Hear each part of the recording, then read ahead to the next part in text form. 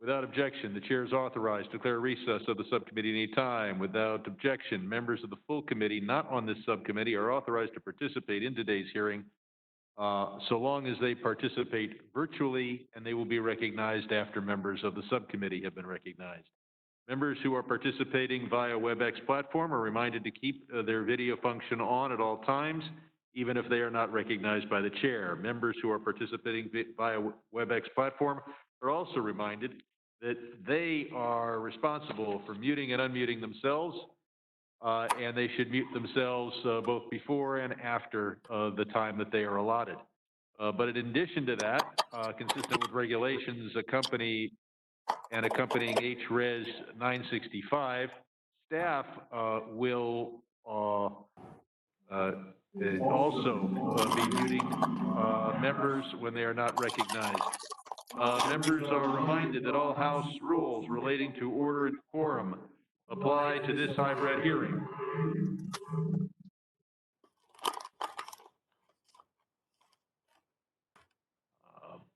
In addition, the chair informs members participating in person that in enforcing the order and decorum in this hearing room, the chair has the duty to protect the safety of the members.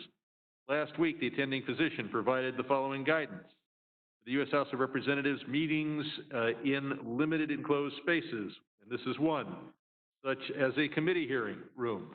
For greater than 15 minutes, face coverings are required. Accordingly, the chair will treat wearing masks as a matter of order and decorum, and all members should wear masks at all times in this room. Members who do not wish to wear masks may participate virtually through the WebEx platform.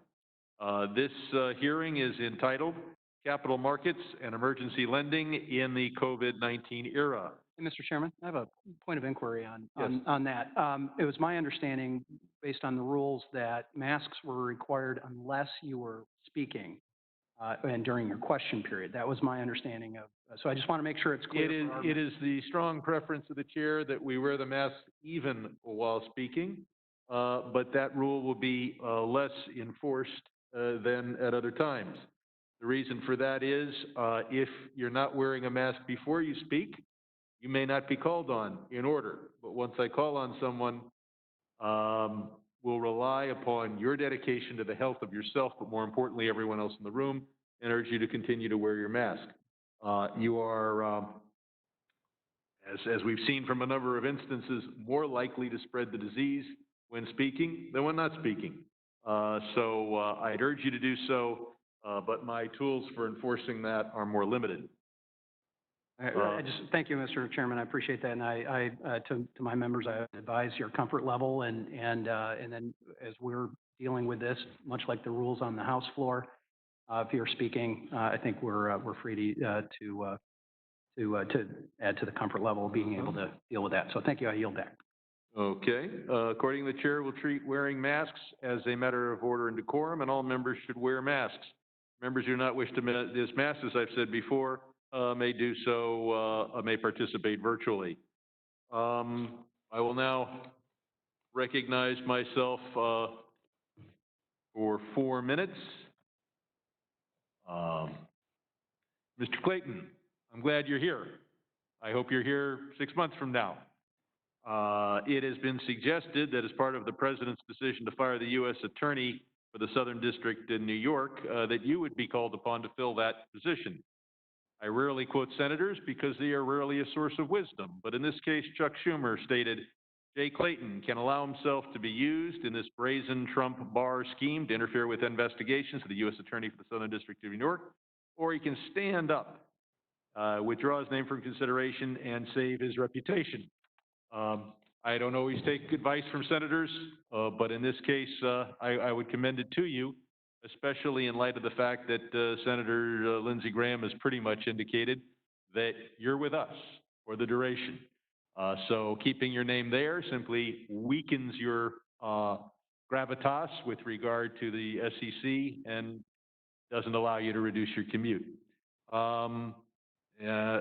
The COVID-19 pandemic has resulted in unprecedented volatility in U.S. markets, yet the markets have remained open. They are functioning. I know the chair will tell us all his staff has done to achieve that result. and that the SEC, Division of Enforcement, and Office of Compliance Inspections and Examinations have also moved aggressively to stop COVID-19 based investment scams and have already suspended trading of 30 companies. We're at a time of emergency. I would hope that the SEC would use its limited bandwidth to do two things. Do things that are necessary because of the emergency, and do things that are bipartisan. Accordingly, I would hope that you would curtail the efforts on the proxy advisors rule and rules that would narrow disclosure related to mergers and acquisitions.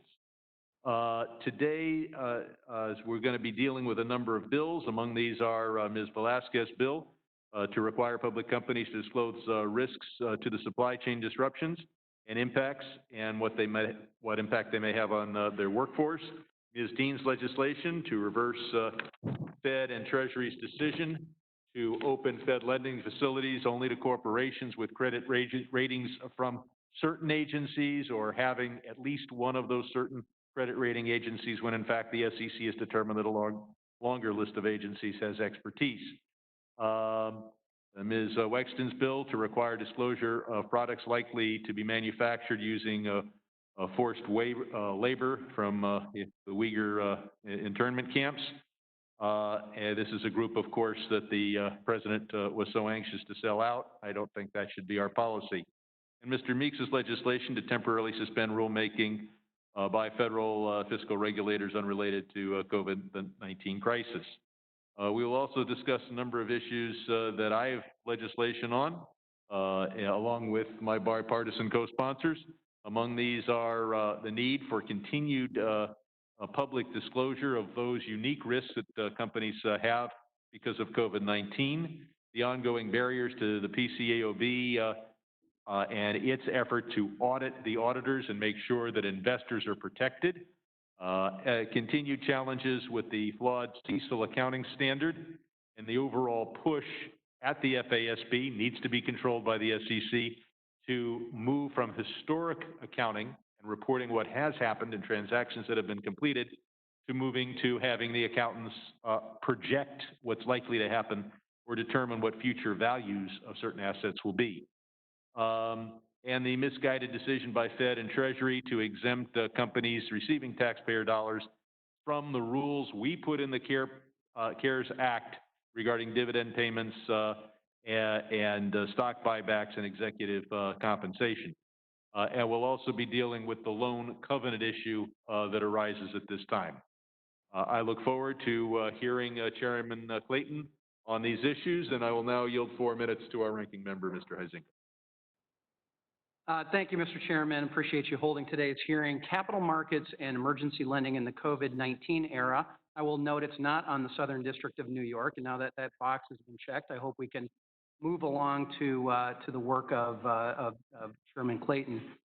The last several months have upended the livelihood and well-being for millions of American families throughout the United States.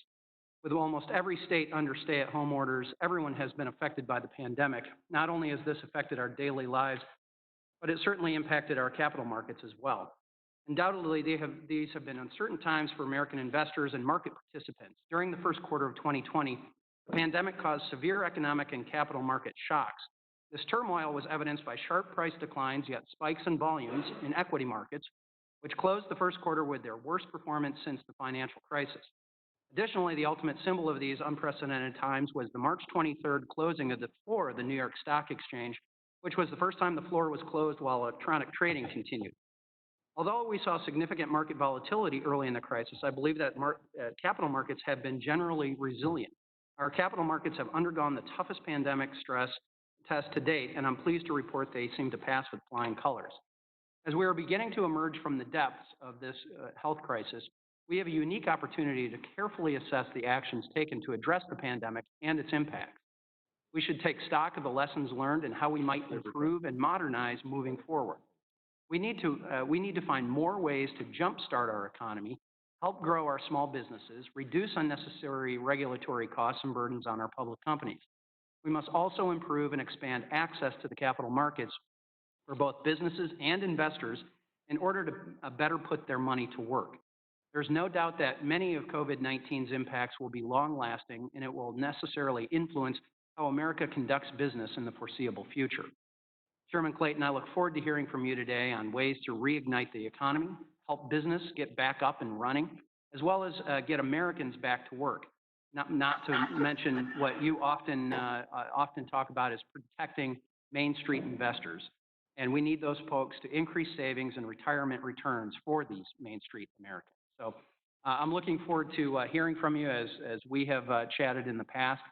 Lots is happening. I'm hoping that we are able to capture some of the temporary reforms and streamlining as economists talk, reducing that friction between transactions in a way that certainly keeps investors safe, it facilitates the markets, and increases the value and the importance here in the United States. And with that, Mr. Chairman, I yield back. Thank you. At this point, I would yield to the chair of the full committee if I saw her on the screen or if staff indicated that she was available, but instead will go to the ranking member of the full committee, and the chair of the full committee will be recognized either after the ranking member or after the witness. I now recognize Mr. McHenry for 1 minute. Sure, and I'm happy to take her time, but not her perspective. Thank you, Chair Clayton, for being here. I know there's exciting news about you and what the Securities and Exchange Commission is doing, so I'm glad we can talk about those things here today. I commend your leadership and the Commission's diligence during these tough times. The constant, focused work that you all have been about is commendable. This gives assurance to markets and to the American people that our government can actually function even in a time where we have to be socially distant. So we need to ensure regulators like the SEC are focused on policies to make our market stronger, more attractive, and more competitive to see our way through this economic challenge born out of this health crisis. I know the Commission has made a lot of progress on proposals to stimulate the economy and economic growth and prioritize targeted reforms to address the current needs related to the virus. So thank you for your leadership, thank you for being here, and thank you for your good work.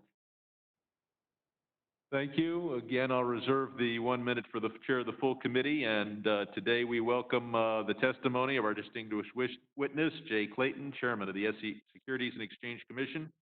Chair Clayton has served as chair of the SEC since 2017. And during that time, he also has served as a member of the President's Working Group on Financial Markets, the Financial Stability Oversight Council, and the Financial Stability Board. Clearly a package of responsibilities that exceeds in interest anything else that he's considering doing. Chair Clayton has testified before this committee before, and I will not provide more of an introduction. The witness is reminded that your oral testimony be limited to 5 minutes. Without objection, your written statement will be made part of the record. You're now recognized. Thank you, Chairman Sherman, Ranking Member Huizenga, members of the subcommittee. I appreciate the opportunity to testify today. Before I begin discussing the work of the Commission, I'd like to address briefly recent news regarding my potential nomination to be the U.S. Attorney for the Southern District of New York. I have a long-held deep respect for the work of the Southern District, which is recognized throughout our nation and internationally for enforcing the law and pursuing justice without fear or favor. My deep personal respect is largely the result of many years working with the Southern District and its distinguished alumni, including senior personnel at the SEC. I recognize that the nomination process is multifaceted and uncertain. It is clear the process does not require my current attention. In short, I am fully committed to and focused on my role at the SEC. I could not be more proud of the work of my colleagues over the past 3 years on behalf of Main Street investors and our market. There is much more to accomplish in an environment that emphasizes a commitment to respect, diversity, inclusion, and opportunity for all. And I look forward to continuing to lead the Commission. Today, my testimony will focus solely on the work of the SEC, in particular the SEC's important work in responding to the effects of COVID-19. Our efforts have focused first and foremost on the health and safety of our employees and all Americans. Since early March, the agency has remained fully operational in a mandatory telework posture, thanks to the dedicated women and men of the agency who have risen to the occasion, demonstrated flexibility and resiliency, and proven why their work is so important to Main Street investors and our markets. In these times of economic stress and market volatility brought about by our collective, unprecedented health and safety response to COVID-19, the Commission has focused significant resources on ensuring that our markets continue to function as expected, facilitating timely, decision-useful disclosure, and maintaining our enforcement, examination, and investor protection efforts. We've worked closely with our fellow regulators over the past few months. I believe our collective efforts to preserve the flows of credit and capital in our economy has significantly mitigated the potential economic consequences of COVID-19.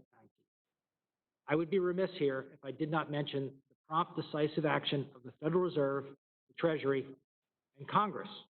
From my vantage point, these efforts were necessary and have had their intended stabilizing and other effects. Here I note that despite the extraordinary volumes and volatility we have seen over the past few months, the pipes and plumbing of our securities markets have functioned largely as designed, and importantly, as market participants would expect. We are continuing to monitor market prices, capital flows, liquidity, and availability of credit in our efforts to assess the functionality and resilience of our capital markets. We've been closely engaged with our fellow authorities and market participants in this regard and have provided targeted relief and guidance where appropriate. We've also been assisting issuers in fulfilling their obligations to provide materially accurate and complete disclosures and have urged both corporate and municipal issuers to provide investors with as much information as practicable regarding their current and anticipated financial and operating status. In addition, we've maintained our strong enforcement and investor protection efforts, especially in the area of COVID-related fraud and misconduct.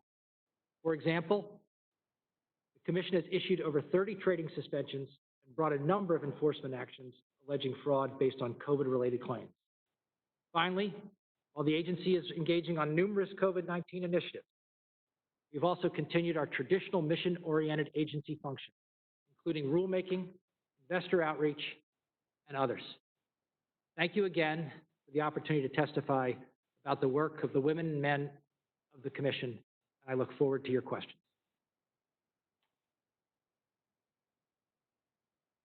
Thank you. We do have a minute available to the chair of the full committee, but I'm told that, and this does surprise me, that she would prefer that I not yield her a minute. Mr. She is Chairman. nodding, and Mr. Chairman, point of inquiry. yes. So my understanding is the second vote has just been called. Can you lay out for the members and for the witness your intention of how we're going to be It is our intention to keep this hearing going, that members will leave when their appropriate time is to vote. The chair will leave, and I know that a number of my colleagues are here with names that are different parts of the alphabet. And so we will just keep going. But I realize that there'll be a vote, maybe two, that interrupt our proceedings. Thank you for the clarification. Thank you. Okay. Small business, Mr. Chairman, is very important. We just adopted probably the most popular program we're involved in, the PPP program, that is going to cost the federal government $500 billion. Well worth it. But it is important that we do everything possible that small business can get capital in ways that don't cost the federal government money. As you know, I remain concerned about the inclusion of business development companies in the SEC's acquired funds, fees, and expenses that the AFFE rule has had the unintended effect of DCs being excluded from many major indexes. This has harmed their ability to raise capital and harmed their ability to fund small business. Mr. Stivers and I have introduced legislation to fix this, but I know you're working to address it as well in the proposed fund of funds rule. Are you confident that the SEC will solve this problem in a way that BDCs will be included in these indexes? Index inclusion is not something that we can mandate, but I am confident that the women and men in our investment management division are aware of this issue.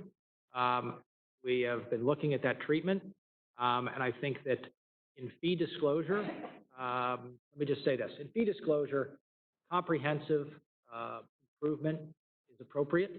And if you look at our regulatory flexibility agenda, we have both fund of funds and investor experience on that agenda.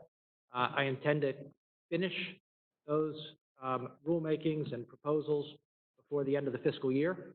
And I expect AFFE modernization, I'll call it, will be addressed therein. You can't mandate inclusion of indexes, but you can create a rule that you know will have a certain effect on inclusion in indexes. I think small businesses are perhaps even more important to our economy than REITs that already enjoy a rule that includes them. The second question is about electronic delivery.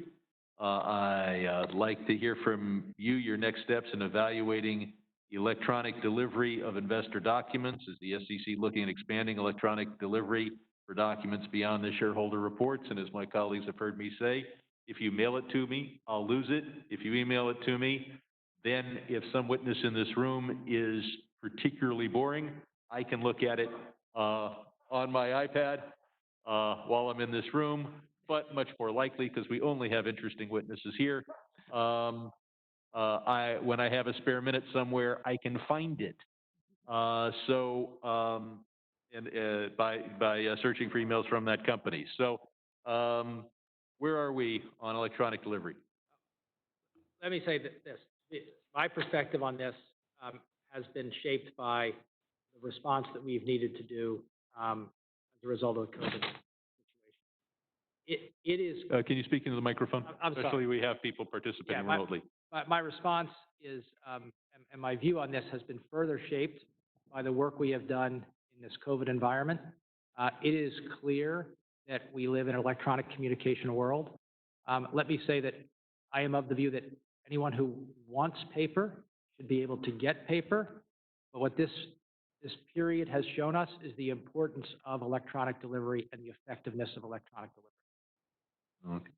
Now I want to address the fact that companies based in China and I think also Belgium are being traded on our stock exchanges, but the investors don't get the protection of the PCAOB auditing their audit. Senators Kennedy and Van Hollen in the Senate and myself and Mr. Gonzalez here in the House have put forward legislation.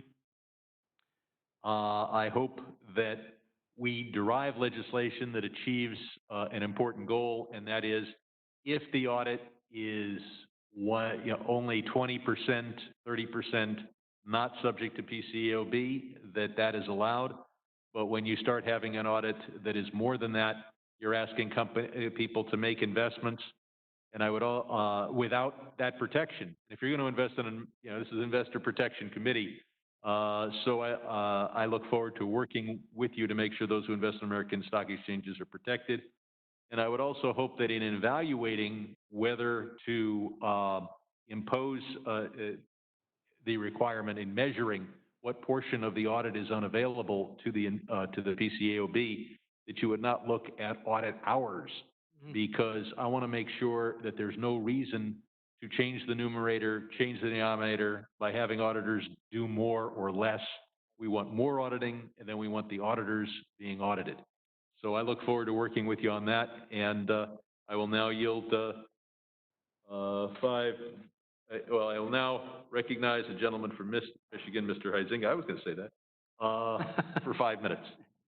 Thank you, Mr. Chairman. And it seems we may have swapped notes and questions here. My first two questions were exactly about the digitization efforts and assessing the impacts on business continuity plans and make permanent changes to investor preferences. And I think you answered that with, if you want paper, you should be able to get paper. To expand a little bit on where the chair was going on the PCAOB, would you, first of all, would it make sense to make clear that the SEC has full rulemaking authority under the bill to ensure that multinational corporations doing a small amount of business in an uninspectable jurisdiction are not intentionally caught up in the bill? So the question is, what scope of authority would we have in writing the regulations to implement this bill? I think we've said as the bill stands, we believe we have the authority to do it. Of course, the more intent you express, the better. But as it stands, we believe we could implement it. But if you have further nuances, further direction, we of course course, welcome. I just really wanted to find out whether you felt that you had the proper tools to be able to move forward on that, so I'm glad to hear that. As a small privately held business, as we see small privately held businesses struggle to stay afloat during these unprecedented times, some will be looking to sell their business or be forced to close their doors altogether. As you know, I have a bill, HR 609, which would allow these small businesses the opportunity to be sold to the next generation of entrepreneurs while also protecting good-paying jobs. I hope you would join me in supporting this, and I believe we need to pass this bill to help these struggling small business owners. Are there some things that we can do to make sure that those small privately held businesses aren't caught up and treated like a publicly traded large company?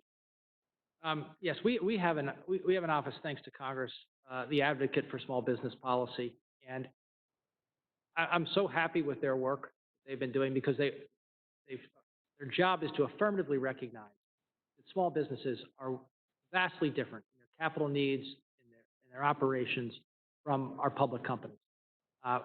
Just in response to COVID, we've adjusted the crowdfunding rules. Now, let me just say, all without any degradation in investor protection, but to serve smaller businesses and to understand that the rules for them raising capital and access to capital should be different from the public company rules, and they shouldn't require hundreds of lawyer hours to get through. And I believe that there's been sections within the law, the bar have supported this in the past. We have seen a number of efforts. I've passed this bill through the House unanimously, and then it became partisan somehow. But nonetheless, I'm hoping that we can count on your support and help in exploring that. You've also testified before this and other committees several times during your tenure as SEC chair. Members of both parties on both sides of the Capitol have raised the issue of victims of the Stanford Ponzi scheme. Nearly all of these hearings. You've indicated a willingness to be helpful to these victims. Over 21,000 of them, including several of my constituents, have been waiting over 11 years. Can you give them an update on the status of the Commission's efforts to help them get their money back? So let me say this. The status, if you look at the status of the Stanford victims, you can't reach any conclusion other than there is a failure in the system. Everything that went on here had the veneer of legitimacy. Yet at the end of the day, they haven't gotten much money.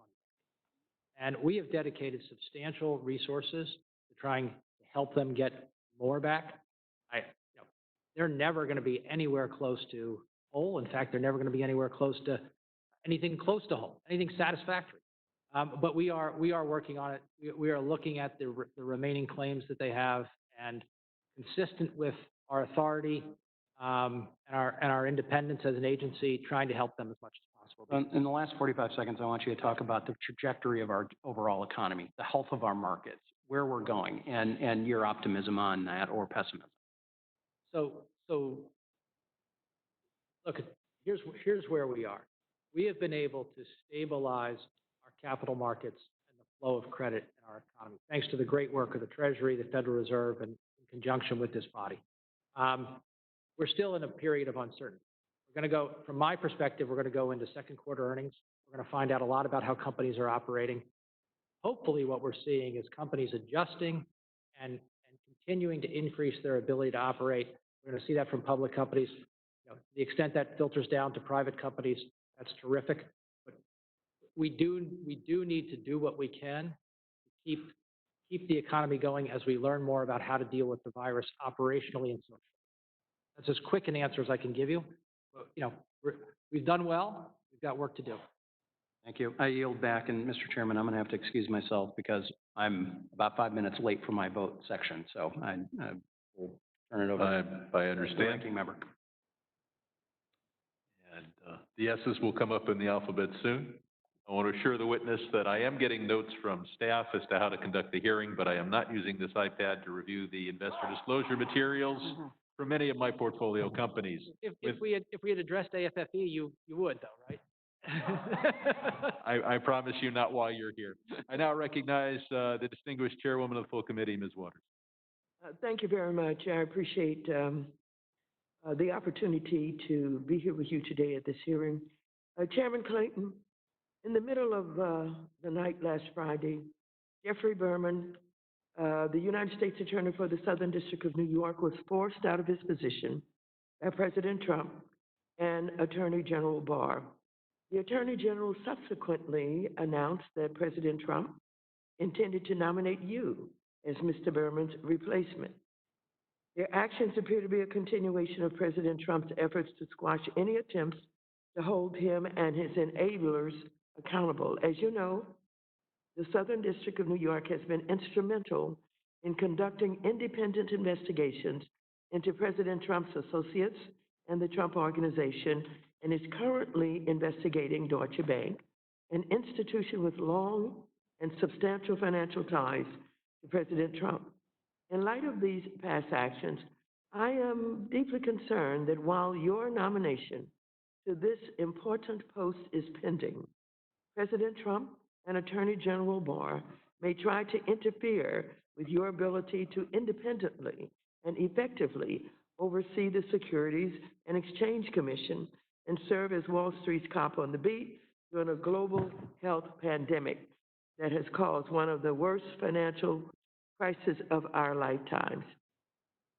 Do you plan to continue serving as chair of the SEC while you await your confirmation? Chairman Walters, as I mentioned in the opening statement, I don't think that matter requires my attention at this time. I'm sorry, would you speak up, please? I'm sorry. I don't think that matter requires my attention at this time, and I expect to continue to devote my full attention to the commission. So you will continue to serve as chair of the SEC while you await the confirmation. You will not step down, you will not step aside. They will not have someone to take your place in any shape, form, or fashion that you know about? Right. Let me just say where I sit right now, and this is not where I sit right now. This is not the time to decide about the nomination, not the nomination. I'm here as the chairman of the SEC. As I look at it, there's no need for me to pay any attention to the nomination at this time. I am fully committed to being the chairman of the SEC. And of course, that would not be your decision, and I'm not asking you if you are making that decision. I'm basically wanting to know, have anybody else said to you that you would not be serving as chair while you await confirmation? Have anyone said that to you? Did the president, did Attorney Barr say that to you? Anybody? No, and look, I have checked this matter with our ethics office and the like. I intend to continue to serve as chairman of the SEC and devote my full attention to my duties as chairman of the SEC. Thank you. Will you commit today to recuse yourself from any and all matters before the SEC that directly or indirectly involve President Trump, or which may create the appearance that your actions serve as a special favor to President Trump in order to obtain a position that President Trump and Attorney General Barr have highly politicized? I'm going to continue to do what I've always done at the SEC, which is pursue all matters with independence and consult with ethics on any issues that would give the appearance of not having independence. But I continue to operate as I have. Thank you. And so that's a yes. Let the record show that you have answered in the affirmative. Let's see if we have time here for one more question. Chairman Clayton, at the onset of the crisis, I called on you and other financial regulators to immediately halt the adoption of all rulemakings not directly related to addressing the unprecedented health and financial crisis caused by COVID-19 pandemic. I made it clear that 100% of the SEC's resources should be dedicated to protecting investors and U.S. capital markets during the pandemic. I was also clear that it would be unacceptable for the SEC to use this crisis to justify regulatory rollbacks of important investor protection regulation. Yet, as I outlined in my letter to you this week, I continue to see the SEC under your leadership engage in deregulatory rulemakings that expand private markets, that the state securities regulators have testified are rife with fraud. This proposal would limit the amount and reliability of information investors rely on at a time when markets are experiencing the highest levels of volatility since the 2008 financial crisis. Another proposal would prevent Many small shareholders from seeking to reform and modernize the companies they own, included by making it harder to propose increasing board diversity, pay workers a living wage, taking seriously climate change, or make changes to adapt the post-pandemic world. So,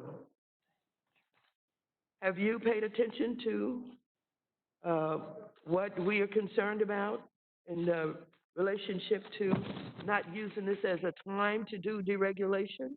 Well, what I can say is Fine, you can balance. our regulatory agenda has been public. We are continuing to pursue our regulatory agenda. We're doing so in a very open way. We are continuing to take comment and engage with people. And on those areas where investor protection, my aim has... The time has expired, unfortunately. Okay. You okay letting him finish? Thank you. Thank you. We'll follow up. Thank you. I now recognize the gentleman, the full committee ranking member, Mr. McHenry, for 5 minutes. Sure. So Chairman Clayton, as I've written to you about harmonizing the choppiness of regulations within the Securities and Exchange Commission, I think this is something that's been needed for quite a long period of time. But I wrote to you specifically about regulation crowdfunding. This is an issue that I've worked on for a decade. Especially now, I think we need to help small businesses. And we need to help small businesses in a variety of ways, not just with lending, but the opportunity to raise other forms of debt, as well as do capital raises for equity as well. So I wrote to you about this, specifically about special purpose vehicles and increasing the offering limits. So I just wanted to see if you'd elaborate on the comments you've received and when this looks like you'll finalize the rulemaking. I don't have a specific time frame for that, but it is on our agenda to finish sometime around the end of the fiscal year. I intend to stick to our agenda. What we are trying to do, if you don't mind me taking a few minutes, is if you're, let's just say you're a small or medium-sized company and you're looking to raise capital, you've got to weave your way through a patchwork of 6 or 7 different types of exemptions, including regulation Right. crowdfunding. And you need a PhD in securities law to do it. What we want to do is basically streamline that process without in any way degrading investor protection. Right. In fact, hopefully increasing investor protection. Let's get rid of all that cost while maintaining investor protection. So in some respects, like with regulation crowdfunding, we have a more onerous capital raise for $50,000 than we do for $50 million. And so that doesn't make sense in terms of a cost burden for the protection of the investor, the clarity of information for the investor. So right-sizing those things so there is a gradual change in regulatory costs and oversight based off the raise. So instead of having arbitrary breakpoints to smooth those things out, is that the focus of your work? Yes, that's a fair summary. And so what are the benefits? What do you think we'll get as a benefit if this is done and it successfully? So a hopeful benefit is right now our most acute problem is for companies getting started raising $200,000, $300,000, $400,000, $500,000. Generally, that's achievable through people, friends and family, the like. Trying to take that company from that size up to a $25 million company is extremely difficult. Once you get to $25 million, you have institutional investors who are sophisticated, bring them in, and it is in that gap from, pick your number, 500,000, a million, 2 million, up to 50 million, where there's a tremendous amount of choppiness and access to capital could be better. With investor protection, we can limit investment size. We can do a bunch of things, but it's too choppy where it is now. Okay, and I commend the work that you have focused here. It's been due for decades at the SEC. And I think that was how some of the poor implementation of the Jobs Act that you can remedy and make clear the intention of Congress here. So I want to highlight also on ESG. We had a recent panel before this committee. The head of sustainability at BlackRock said there was, quote, an overabundance of ESG data. And the strong majority of ESG data is not connected to materiality. So, which is a fundamental foundation of our disclosure framework. So, given the vast amounts of data and questionable utility for at least some, if not most companies, do you think it would be appropriate for the Commission to dictate a single ESG scoring system for every public company using that data? Look, I've been that's coming at it one way, coming at it a different way. I've been very clear that I think a single ESG metric doesn't make a lot of sense. When you take qualitative metrics that have a degree of subjectivity and then personal preference, so just one of those has a fair amount of ambiguity in it, and you combine them together to come up with one score. I kind of, yeah, I love economist Ken Arrow won the Nobel Prize for showing that when you try to rank like that, it doesn't work out very well. Okay, so likewise with the coronavirus, do you think there's an appropriate one-size-fits-all disclosure requirement for risks related to the coronavirus? Look, what we're seeing around coronavirus, and I got to commend our staff because we've gotten out there and tried to give companies as much guidance as we can on how to disclose around the effects of corona and our response. And it's vastly different from company to company. So no, I mean, some companies have benefit in some ways. Some companies are completely shut down. Some companies have liquidity problems. Others don't. Operational issues. Our principles-based system has proven itself through this response. And you know, second quarter earnings season is going to be the same way. Well, thank you. Thank you for your statement. Thank you for your work. Yield back. Now recognize the gentlelady from New York, Ms. Maloney, for 5 minutes. Thank you. And thank you for being here today, Mr. Clayton. I want to address the issue that is on everyone's mind, the scandal in the U.S. Attorney's Office in the Southern District of New York, which is in my home district. The office has several open investigations involving President Trump, his company, and his close associates, including Rudy Giuliani. There have been press reports that President Trump was very unhappy about the Southern District's decision to investigate his friends. And then on Friday night, Attorney General Barr released a statement falsely claiming that the U.S. Attorney in the Southern District, Jeff Berman, had stepped down and announcing that the president intended to nominate you as his replacement. Of course, we now know that the Attorney General was lying. Mr. Berman had not agreed to step down, and when he refused to step down, the president fired him. This episode was extremely troubling to many of us and suggests that the president fired a U.S. attorney for refusing to follow his directions on criminal prosecutions. That would be a blatant abuse of power and should be unacceptable to everyone. Now, Chairman Clayton, you and I have had a really very productive relationship, even though we don't always agree. But I have to ask you some questions about this episode and your involvement. First, when did you first discuss the Southern District job with the president or the Trump administration, and who did you discuss it with? Attorney General Barr? Look, I'm here as the chairman of the SEC to discuss the work of the SEC. What I can say is that, as I said in my opening statement, I need to go back to New York. We're both from New York. Okay, but I was just asking for a timeline.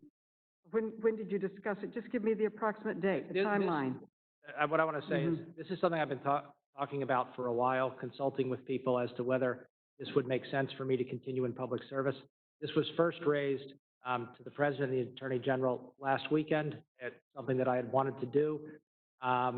and they first became aware of it last weekend.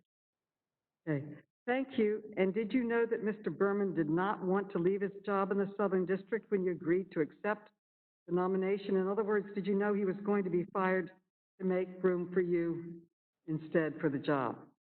I'm not going to get into that here. Okay. Okay, if you are eventually confirmed by the Senate for this job, would you commit to recusing yourself from all of that office's current investigations into President Trump and his associates? Here's what I'm going to say. That's a process that's way down the road. Whatever, in my current position and in any position I take, I commit to doing it independently, without fear or favor, and in the pursuit of justice. And there's nothing. But that's, excuse me, I'm sorry, that's not what I was asking. I was just asking for a commitment to recuse yourself should you be appointed from the investigation involving the president or any of his associates. Because I have to say the circumstances of Mr. Berman's firing was very suspicious and raises a lot of questions about whether the president is interfering in ongoing criminal investigations. So I personally think the American public deserves a clear answer on whether you will recuse yourself from these very sensitive investigations into the president and his associates. So I'm asking a very simple question.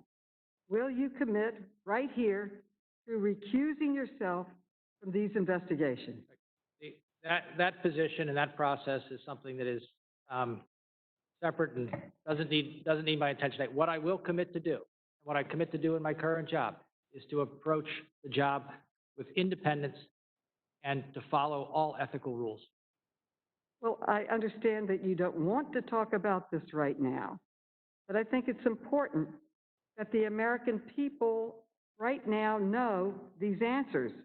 Because if you're not going to be independent, and the way to be independent is to recuse yourself, if you're not going to be independent, then we need to know so that someone else can be nominated. We need independence. Understood, and I commit to independence.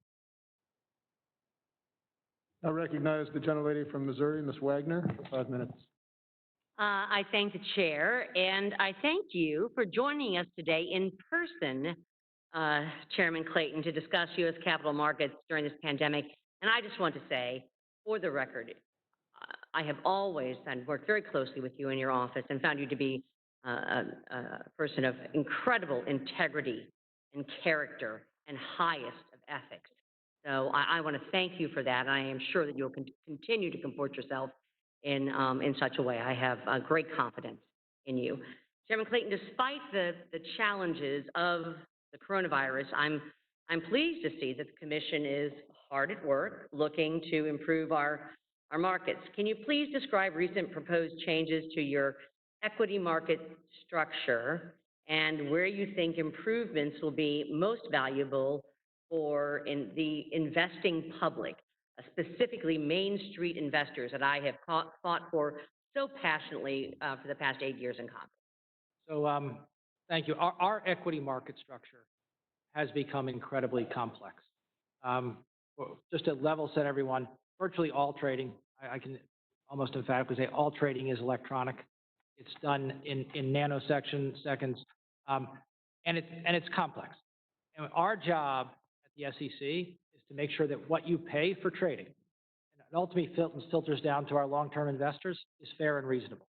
And we're looking at both infrastructure and governance of data plans and the way data is distributed to those who trade in our markets to try and make sure that that aspect drives fair and reasonable pricing. Thank you. Chairman Clayton, I'm worried about the risks of fraud stemming from the coronavirus. We saw during the 2008 financial crisis a rise in investment scams that take advantage of the extreme kind of volatility in the stock market that we've seen. And I am deeply concerned about about the seniors in my district, those that are saving for their retirement security. I'm concerned about these scammers that are out there. Can you describe what the Commission is seeing in terms of coronavirus-related fraud and scams, and what the Commission is doing in its examination and enforcement efforts to reduce these kinds of frauds? Unfortunately, we are seeing corona-related fraud. We're seeing people tout products that they say they have, testing that they say they have, and then trying to pump up the value of their stock, or in private placements, we're seeing some of that. And our enforcement staff is being extremely proactive in looking at these claims, and if there are substantial indicia of fraud or misconduct, bringing trading suspensions and eventually actions. What I can say to investors is, deal with professionals. Let's deal with professionals, broker dealers, investment advisors. If you're at all doubtful about any of these Known entities, known those entities. that you've worked with before and such, because we've seen it quite on the uprise. We certainly saw it in 2008, and it's something of deep concern to me, to retail investor, and especially our most vulnerable seniors that could lose everything that they have put their life into. So it's a great concern to me. I'm encouraged, like everyone, to see that the Commission remains committed to its regulatory agenda during the pandemic. The SEC is under your leadership has made great progress on a number of proposals that will remove unnecessary regulatory burdens on businesses and streamline the flow of capital, capital that we need so desperately right now to stimulate economic recovery. I know you've been giving us some updates on what you've got in the queue here. Very pleased to see that the Volcker rule was finalized today. Any other brief update on the progress of the Commission's efforts, especially on things like to harmonize the exempt securities offering framework and the proposal to modernize framework for fund valuation practices and such. I think that comment period ends on July 21st or something. So any kind of a quick update would be great. I'm optimistic that we'll be able to conclude, if not all items, virtually all items on our regulatory agenda, including what I want to say is the harmonization of that exempt offering framework, Right. and bringing transparency to a number of places where transparency is needed. And I'm excited that the women and men of the SEC, through a telework posture, responding to all of these events, the fact that they've been able to continue with our defined agenda and do so in an incredibly professional way, I can't say enough good things about them. Great. Well, thank you very much, and I yield back to the chair. Mr. Himes is recognized. Thank you, Mr. Chairman. Chairman Clayton, thank you for being here. I am sorry that you are caught up in this series of events which have raised questions that Mrs. Maloney articulated. I'm particularly sorry that this has had the effect of calling into question, either explicitly or implicitly, your integrity, your independence, and your reputation. We've known each other for some 3 decades and worked on a lot of things together. And if I were a senator contemplating your confirmation, I would do my job and look at your qualifications, your history, and your philosophies, but I would absolutely have no questions whatsoever about your reputation, your independence, or your integrity. But I'm not a senator, for better or for worse. Speaking of integrity, Chairman, I was delighted to see your statement of June 22nd, 2020. The SEC and the Justice Department's Antitrust Division sign a historic MOU, the purpose of which apparently is to enhance competition in the securities industry. My suspicion is that this MOU was signed because both entities had some areas of investigation in mind, and I wonder if you might share with us areas that this new joint venture or cooperative enterprise might be looking at.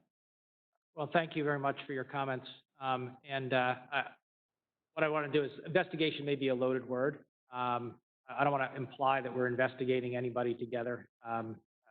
What we have been doing, and I greatly appreciate our friends at the Antitrust Division, we have been working together on a number of items. They have people with great expertise. We oversee complex markets.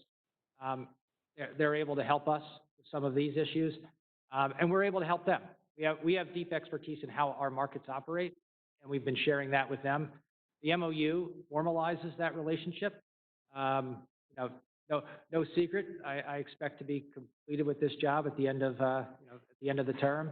And I think Mr. Delaream is of a similar, and we want to formalize that really powerful relationship. So just because I have very limited time, to date, no particular areas of possible uncompetitive behavior have been contemplated?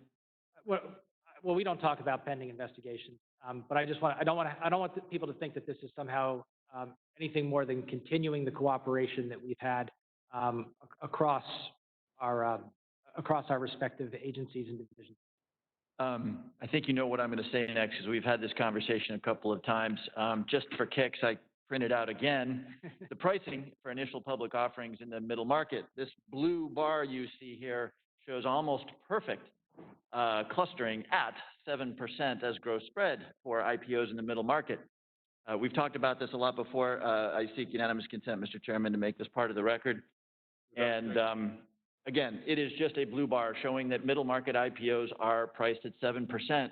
Price of a flight from New York to LA moves around a lot. The price of a gallon of gas, the price of an apartment for a month in DC moves around a lot because it's a competitive market. I don't know if 7% is too much or too little. I'm just blown away by the fact that it never varies from 7%. Is that perhaps an area that this new cooperation with the Justice Department might take a look at? Let me say this. That's the kind of thing that our cooperation, I think, would lead to better analysis. Okay, I appreciate that, and I will probably not let that particular horse die anytime soon. But I do want to ask you about one other thing. February 14th, 2020, statement on adding more stock price information to market data feeds. You said, both the content and the technologies used to collect, consolidate, and disseminate market data have lagged meaningfully behind proprietary data products and systems offered by the exchanges. The general public watching this doesn't know what that means, I suspect. So correct me if I'm wrong, but what you meant there was that exchanges sell much more robust information about the nature of trading markets than is available to the public who does not purchase that information. Is that fair to say? That's a fair way to say it. Okay. So apart from the fact that one is illegal and the other is legal, apparently, what's the difference between my paying a corporate insider for more robust non-public information about a corporation and a trading entity paying an exchange for non-public information? Our law requires trading and whatnot for us to look at what's being done and if it's fair and reasonable. And one of the questions that we have is, I'm going to use my hands to describe what you did. If here's the publicly available data, and we started here with the robustness of privately available data, what we have is an increase like this.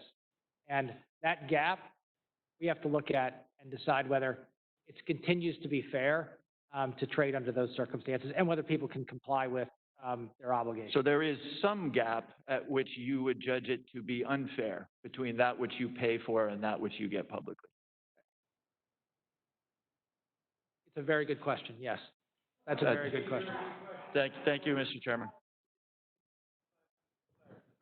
Thank you, Mr. Chairman. I appreciate you holding this hearing. Chairman Clayton, thanks for being here, and good luck in your future stuff, but I'm excited about what you've been doing at the Securities and Exchange Commission, and I want to say thank you for the work you've done to make rules that make sense and that give investors more information. Thank you so much. I do want to follow up on something the chairman brought up. Chairman Sherman talked about the acquired fund fees and expenses rule, AFFE. Obviously, it was built for mutual funds, not companies that have operating expenses. And so those expenses for business development companies make it look like they're eating things up with fees, but they're really operating expenses. So when you have list equities, you don't have them talk about their operating expenses. It's the expenses that deal with their investors and that investors see. So I am hopeful, and I know that Mr. Sherman and I have a bill. We will pass it if we have to. I believe you can fix this. I know you can fix it. You're already working on it.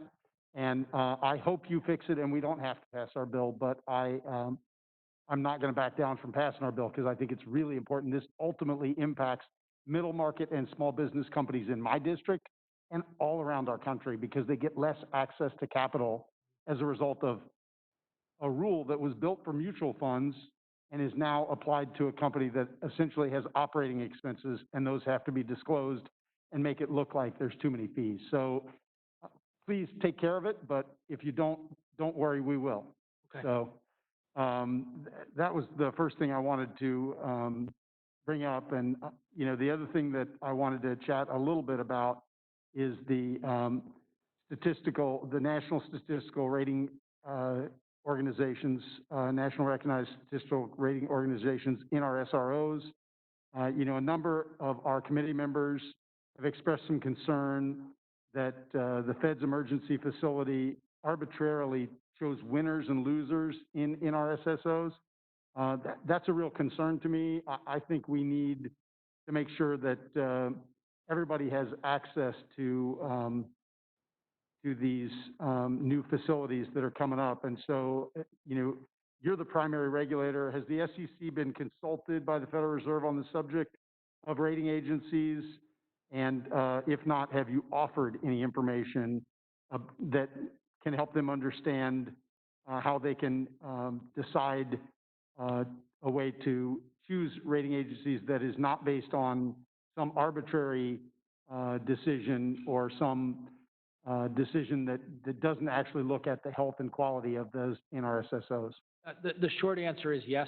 We are in dialogue with the Federal Reserve across the programs and the use of rating agencies, and using the data providing them the data that we have to help them make the judgments as to which rating agencies are appropriate for which programs. Great. Thank you so much. Again, during your time as chairman, you've championed issues that protect investors while giving them greater access to choice. My colleague from Minnesota and I, Dean Phillips, have a bill that we've introduced that would direct the SEC to do more tailoring on your rules for registered index-linked annuities. Those products give investors access to upside while giving them capital protection, but a lot of the forms they have to fill out are built for equity companies that have a lot of information that is not necessarily relevant and just hard for them to navigate. So again, this is something that we don't have to pass a bill on. You could actually fix this yourself, and I would just highlight it for your attention, and I hope you'll pay attention and fix that yourself. Thank you. Thank you. I want to again thank you for your great work at the Securities and Exchange Commission. You've got unfinished business. We know you're focused on that and going to stay focused on that through the end of the year. Good luck in whatever the future holds for you, but thank you for what you're doing for investors every day, Mr. Chairman. I yield back. Thank you very much. There seems to be bipartisan support for that position. We'll now recognize Mr. Foster.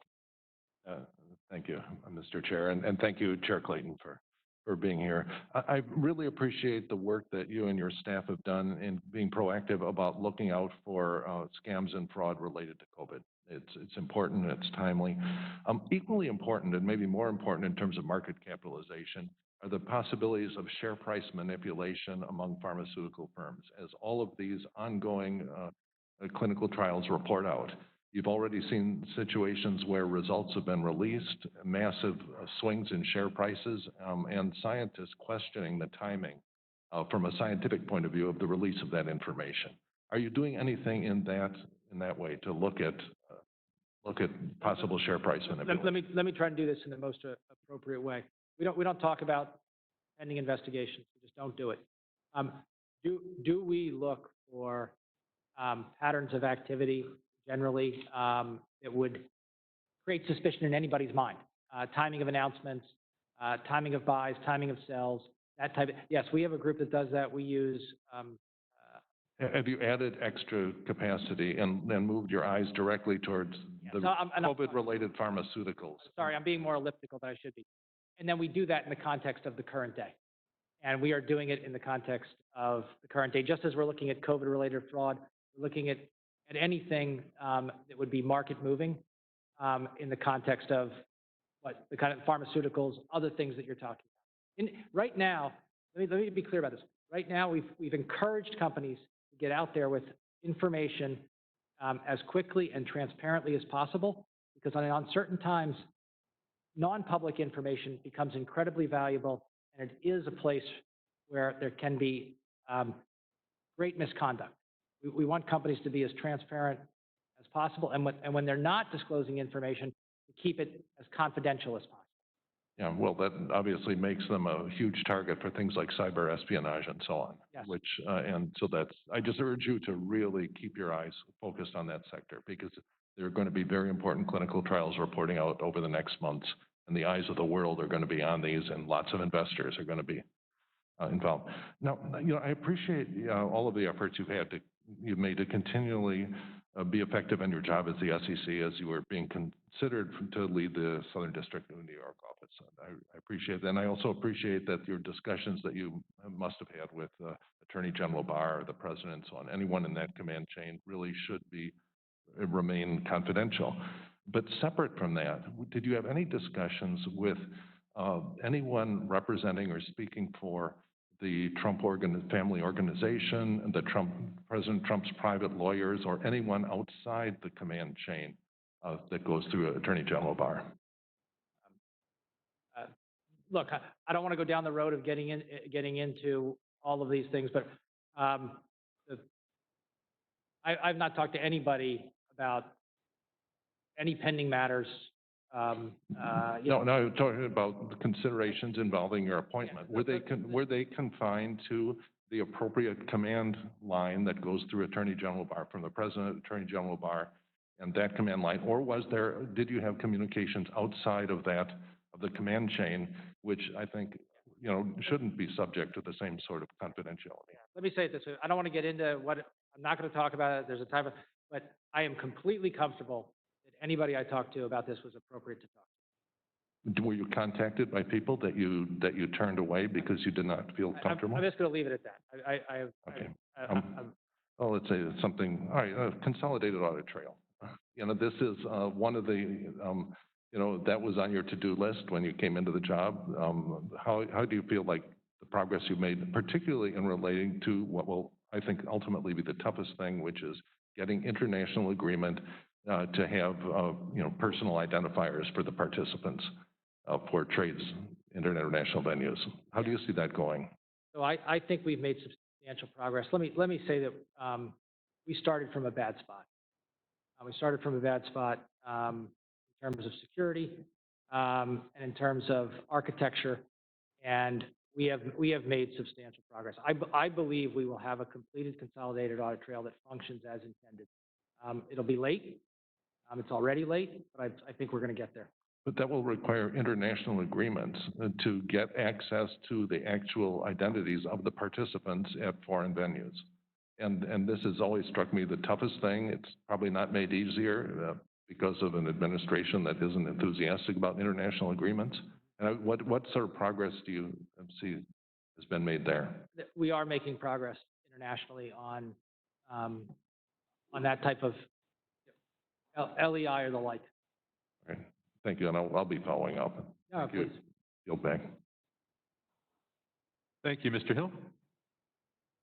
Thank you, Chairman. Appreciate the opportunity to have Chairman Clayton with us today, and I want to thank you, Chairman Clayton, for the Commission's leadership and your staff's leadership through the pandemic crisis of March, where you kept your head about you as your fellow commissioners did when all were losing theirs around you. I think there's a poem in there somewhere.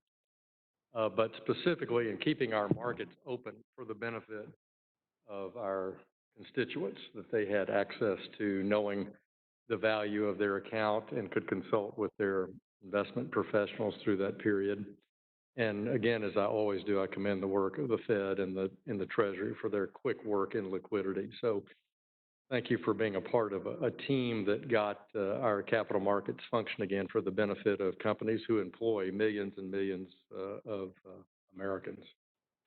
And also, thank you for your support as chair for entrepreneurship and capital formation, and you're putting strong attention on that, as well as the need to assess things that are important to the fintech arena.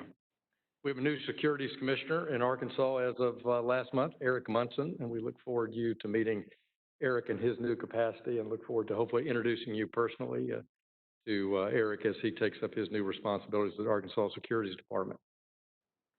I want to take a minute today and talk about one of Mr. Sherman's bills that is not introduced yet, I don't think, Mr. Chairman. It's a bill that you mentioned on our call the other day on potentially having the primary corporate facility of the Fed be sure that it's subject to Section 4003 of the CARES Act. And I took that comment from you, and it's in our commission report dated June 18th that the Fed and the Treasury confirmed that any bond purchased in the primary corporate facility is in compliance with the limitations in the CARES Act. So that is in availability. If the gentleman will yield, I have little doubt that everything that's being done is legal. I can't yield to you right now because I'm busy talking to our good SEC chair, but I'll be back in touch later. But thank you, and if I can help on that. Mr. Clayton, I want to talk to you about the municipal order that you issued providing exemptive relief to municipal advisors under the rubric that it's good during the pandemic. You know my views on this. I've expressed them to you in a long letter dated February during the comment period on it. I don't really believe that this should have been done by exemptive relief. I've expressed that to you. I think if we're going to make changes in the municipal market for our state and local governments, we ought to do that through the APA with the rulemaking. What led the commission to do a temporary order rather than following the Administrative Procedures Act? Well, let me say this. Whether we have to follow the APA or not, I think we're confident that the way we've done this is appropriate. But it's very narrow. This was something that was contemplated, and it's temporary. And it would be my expectation that if this were done on anything like a permanent basis or in any broader scope, that there would be opportunity for notice. Thank you. Well, I do recognize that you made significant narrowing of the scope since it was originally proposed. And you attempted to meet some of the questions that came in the comments from the bond dealers and from the MSRB itself.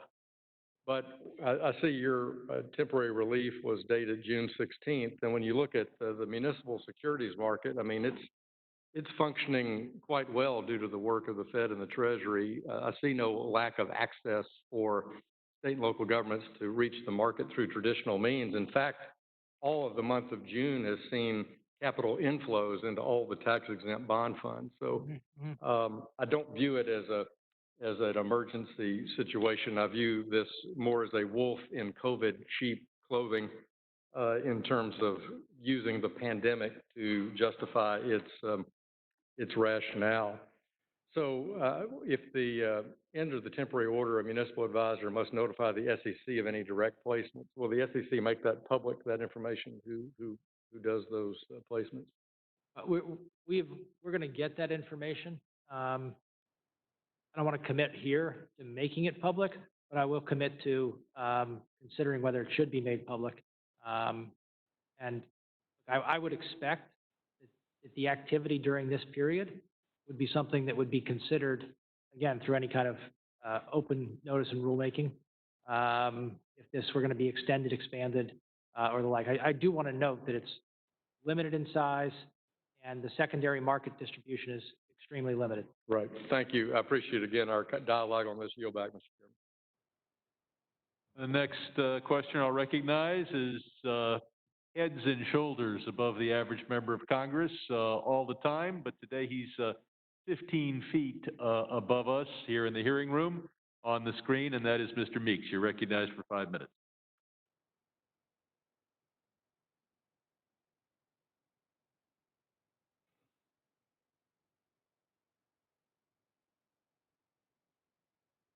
Thank you. I want to thank you, Mr. Chairman, for holding this crucial hearing today. The interesting thing is that most people actually wish this hearing was a little less important. The only issues at stake here were our securities laws and our capital market regulations and the investor protection bills before this committee. Undoubtedly, these things are crucial to our strength as a nation and our status as financial capital of the world. but I would be remiss if I did not say all of these issues are built on something vital and even more important, and that is the rule of law. You know, recently, millions of Americans have taken to the streets shouting, "No justice, no peace." And their core notion here is simple, that no person is above the law, regardless of whether they are wealthy, whether they wear a blue uniform and a badge, or even if they live at 1600 Pennsylvania Avenue. And they want to make sure there's equity and that the justice system is fair to everyone. And I know, Mr. Chairman, by the standards of the administration, you clearly have had a solid run at the SEC, and your tenure has not been littered with corruption or scandals or anything of that nature. In fact, I am really, you really worked hard on issues like cryptocurrency scams, and you've taken real steps to protect investors, in my view. So I certainly hope that things don't go awry in regards to what you are now being considered for, and that we continue to try to make sure that we have liberty and justice for all, and it does not ruin your reputation as you move forward. I'll stop there and just go to some policy questions that I think are important for me to ask you, listening to some of your statements earlier in regards to you're going to be focused continually on your job as the chairman of the SEC. So my first question is the SEC whistleblower program that was created by Dodd-Frank. It has been incredibly successful at uncovering fraud in our financial markets. And your predecessor, Mary Jo White, called the program a game changer and stated it is past time to stop wringing our hands about whistleblowers. They provided invaluable public service and they should be supported. So my question is to you, sir. So why have you sought to reform a program that seemed to be so improving to be so effective? I believe, let me make sure I have it correctly. You're talking about our whistleblower pending amendments. And let me say this about our whistleblower program. It has been extremely successful, and I am extremely supportive of it. I think you can see from the recent awards that we have not slowed down. In fact, we've sped up the timing for processing awards and getting them out to whistleblowers. What I'm committed to doing is making this program as transparent and as efficient as possible. And I'm hoping to move forward to finalize those amendments. And what I will say is not decreasing, but actually increasing the incentives for people to come forward as promptly as practicable. Thank you for that. We'll be watching and following because that is tremendous. You know, we've seen whistleblowers recently, their reputations ruined and try to seem to me to discourage folks, not necessarily from the SEC, but with some other policies that has taken place, particularly coming out of 1600. Let me ask this other question in my last time. In the last few months, a record number of day traders have become active in the markets. And, you know, Jim Cramer recently claimed that Warren Buffett is overrated and washed up, that was his language, and used a Scrabble bag to recommend stocks to his millions of followers. So my question is, how has the SEC reacted to this phenomenon of day traders? And does it need any additional tools from Congress to address this issue? I don't know that we need additional tools, but I do see, and there's no doubt about this, there has been increased short-term retail participation in our markets. And when I see that, it concerns me. It concerns me that people do not know the risks they're taking, particularly in leverage products, options, and trading on margin. And let me just take this opportunity to thank you for the question and to tell all of our retail investors, you know, these are sophisticated products that have risks that may not be apparent, and you should be quite cautious in trading with leverage, trading in options, trading. Let me leave it. I'm sorry, my time's out. Thank you. Mr. Davidson from Ohio. Thank the chairman. Thank you so much for coming. And Chairman Clayton, after your appearance before the full committee last time, I submitted questions for the record regarding bulk download of data from FINRA's Consolidated Audit Trail system. Thank you for your response to the questions. And in your response, you highlighted that the work the SEC has taken to limit types of data collected, as well as the directive for the SEC staff to provide recommendations that will help enhance the Consolidated Audit Trail's cyber and data security. So thank you for that. As you know, this is as proposed, would be the largest database to be created and overseen by a regulatory agency, and it contains extremely sensitive information. Every firm that's supplying this data would view it as very proprietary, trade secrets, the keys to the kingdom. The concern is all the more highlighted by the SEC itself suffering a breach of the EDGAR system in 2016.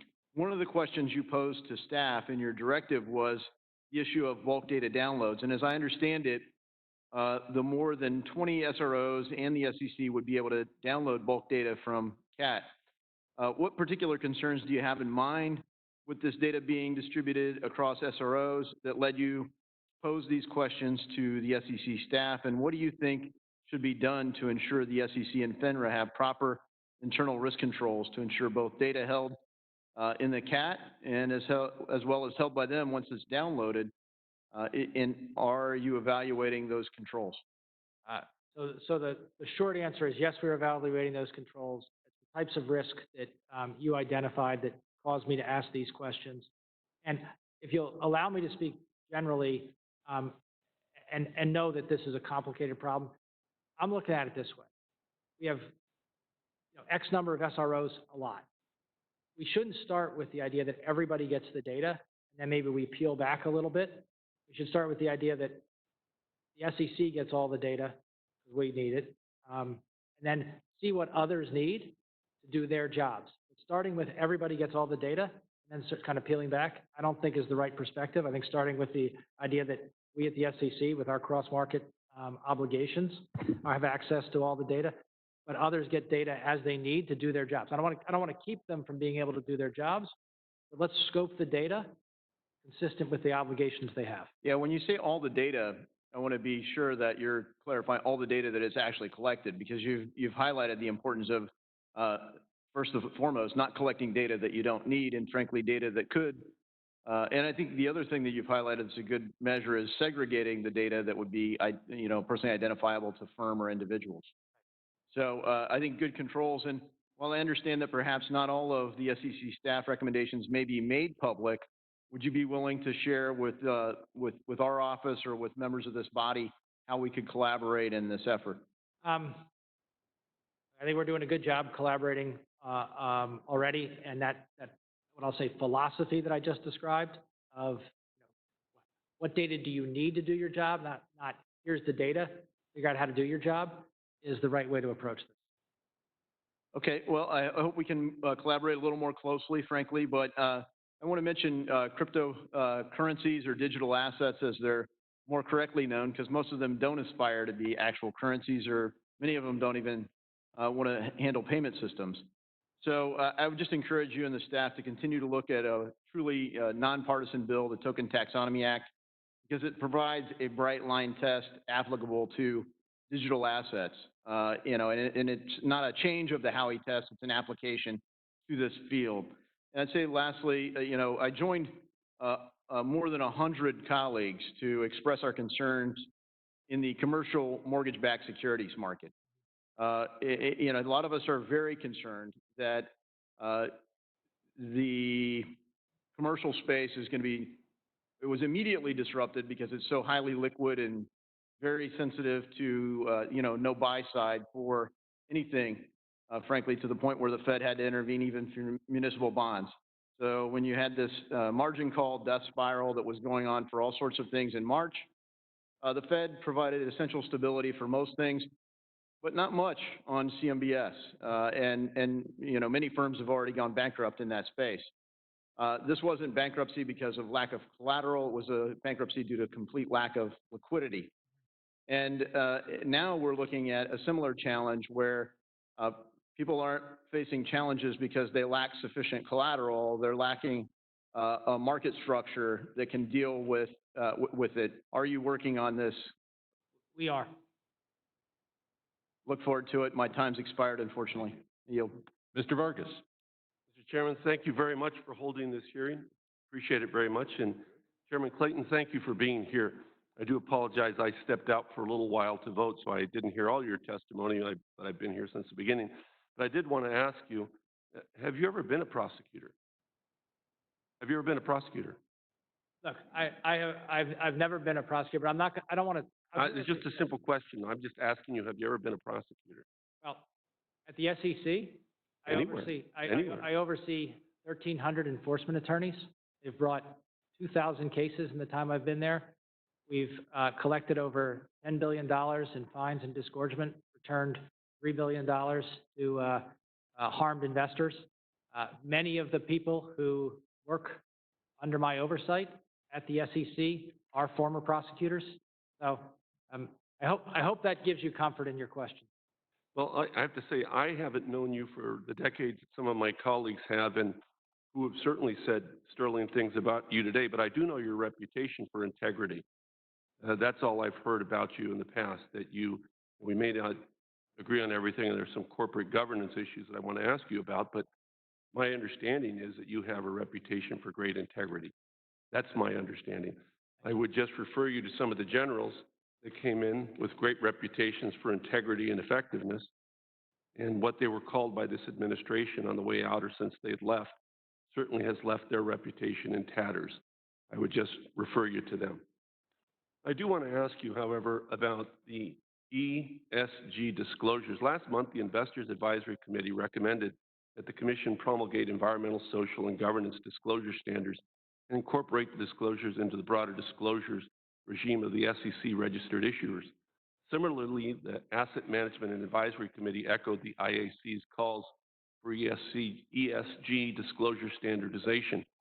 As you may or may not know, in September 2019, this committee passed my bill, H.R. 4329, the ESG Disclosure Simplification Act of 2019. This bill, among others, requires public companies to disclose certain ESG metrics and directs the SEC to establish a rule delineating which metrics can be disclosed, must be disclosed. What are the Commission's next steps on ESG disclosures, and how does the Commission plan to bring clarity to ESG disclosures and improve the current market-based ESG reporting frameworks? The reason I ask this is because I think that this terrible COVID-19 might be a terrible precursor for climate change. Mm-hmm. I have been very transparent about my views on ESG disclosure. In fact, on Tuesday, I believe it was, I appeared for an hour to discuss this topic and how to get more meaningful disclosure to investors. Let me be clear. I believe that there are E topics for a number of companies that are extremely important from a disclosure perspective. I believe that there are S topics and there are G topics. Let's put G to the side because we have a tremendous amount of G disclosure. If you talk to investors, it's very clear that they can understand how a company is governed from the disclosure we have and compensation and the like. In terms, if you don't mind if I go to E disclosure, we are working both domestically and internationally on trying to get what I will say is more robust data, but on a sector-by-sector basis, because it's very different from sector to sector what E information is important to investors. So for property and casualty, you've got a property and casualty portfolio that's along the coast. Modeling of potential losses and the like from different climate scenarios, that's important to investors. But if you look at, a manufacturing facility, a company based in the, let's just say the Midwest. It depends on where it is, though, of course. Of course, it's a completely different scenario. And in some cases, companies can adjust. In other cases, they're price takers in this space. I do believe through my work with IOSCO and in particular my friends Eric Thedin in Sweden, we've been working collaboratively on a taxonomy. We're getting there where we're not just going to use blunt metrics, but we're going to have principle-based and good disclosure. My time's almost ended, but I was going to ask you about corporate governance, but I do want to ask you about diversity about the last few minutes here. Obviously, there needs to be more diversity, I believe, both in financial service industry at the highest level, but also at the SEC. Could you just comment on that the few seconds we have left? This has been a focus of mine since arriving at the SEC. We've made progress. we need to make more progress. We have brought diversity and inclusion and opportunity, not just as something that is in an office or is in a training program, but I believe we're bringing it into the fabric of the SEC. We're integrating our Office of Minority and Women Inclusion into our hiring processes and our processes for identifying people on committees. Our Asset Management Advisory Committee is holding a special roundtable next month on diversity. So this is something that I'm committed to. Thank you for your service. I appreciate it. Thank you, sir. Thank you. Mr. Hollingsworth. Right over here. Oh. Mr. Chairman, I wanted to talk about a few things. I probably won't take my full time. First and foremost, I wanted to commend Mr. Vargas on his work with regard to ESG. This is important work, and I appreciate what you've done also in developing a taxonomy, a language that is clear, that helps investors and doesn't muddy the waters with regard to what disclosures should be necessary for a company. So I appreciate that and appreciate Mr. Vargas's leadership on that. In addition to that, I wanted to thank you for some of the recent work you've done on extending the exemption from 404B. This was a bill that I and Sinema last Congress introduced that had strong bipartisan support. McAdams across the aisle and I have introduced it last year. And I know you've done great work on this already, and I really appreciate that. And for the many, many companies that will benefit from that and can pour more of their dollars into research and development instead of unnecessary and burdensome compliance, they appreciate it as well back home. So thank you for that. Secondarily, I had recently written you a letter a couple of months ago. Admittedly, you've had a lot going on about how we could reduce some of the barriers to liquidity for angel and early stage investors by modernizing the definition of venture capital fund.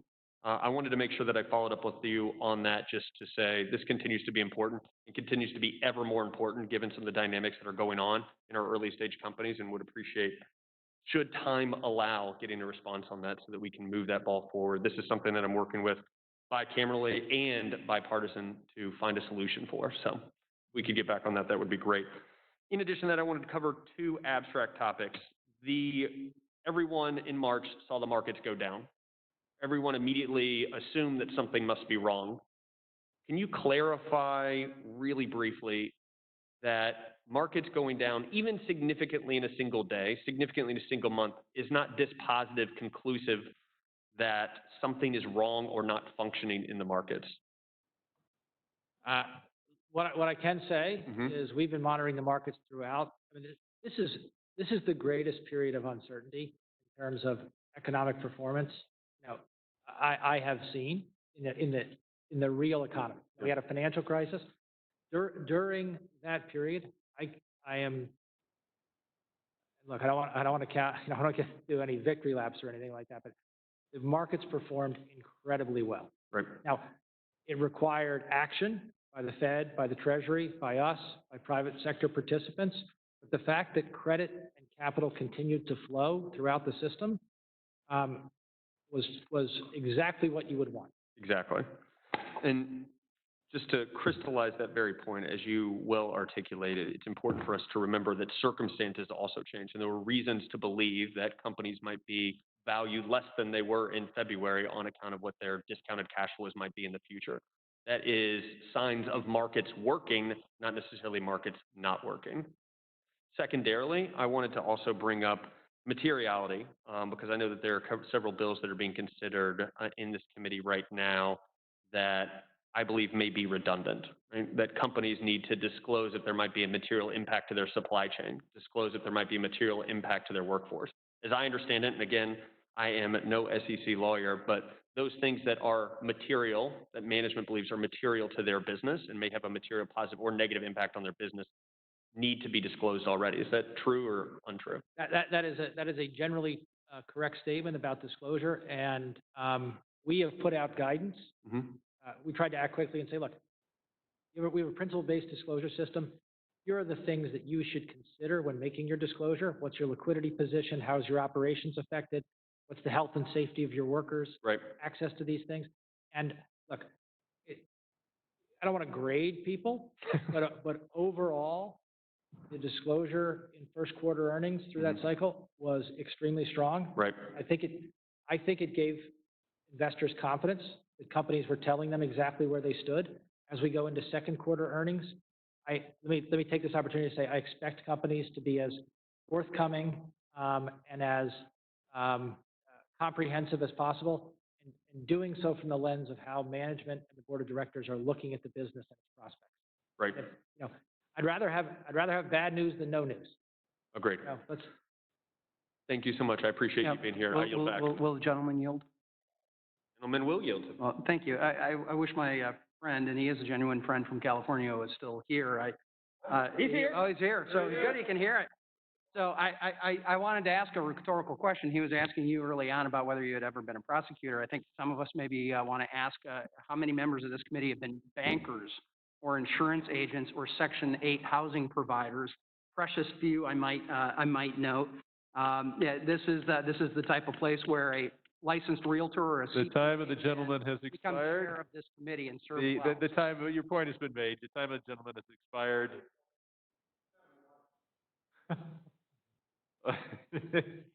And now, also participating by WebEx, Mr. San Nicolas.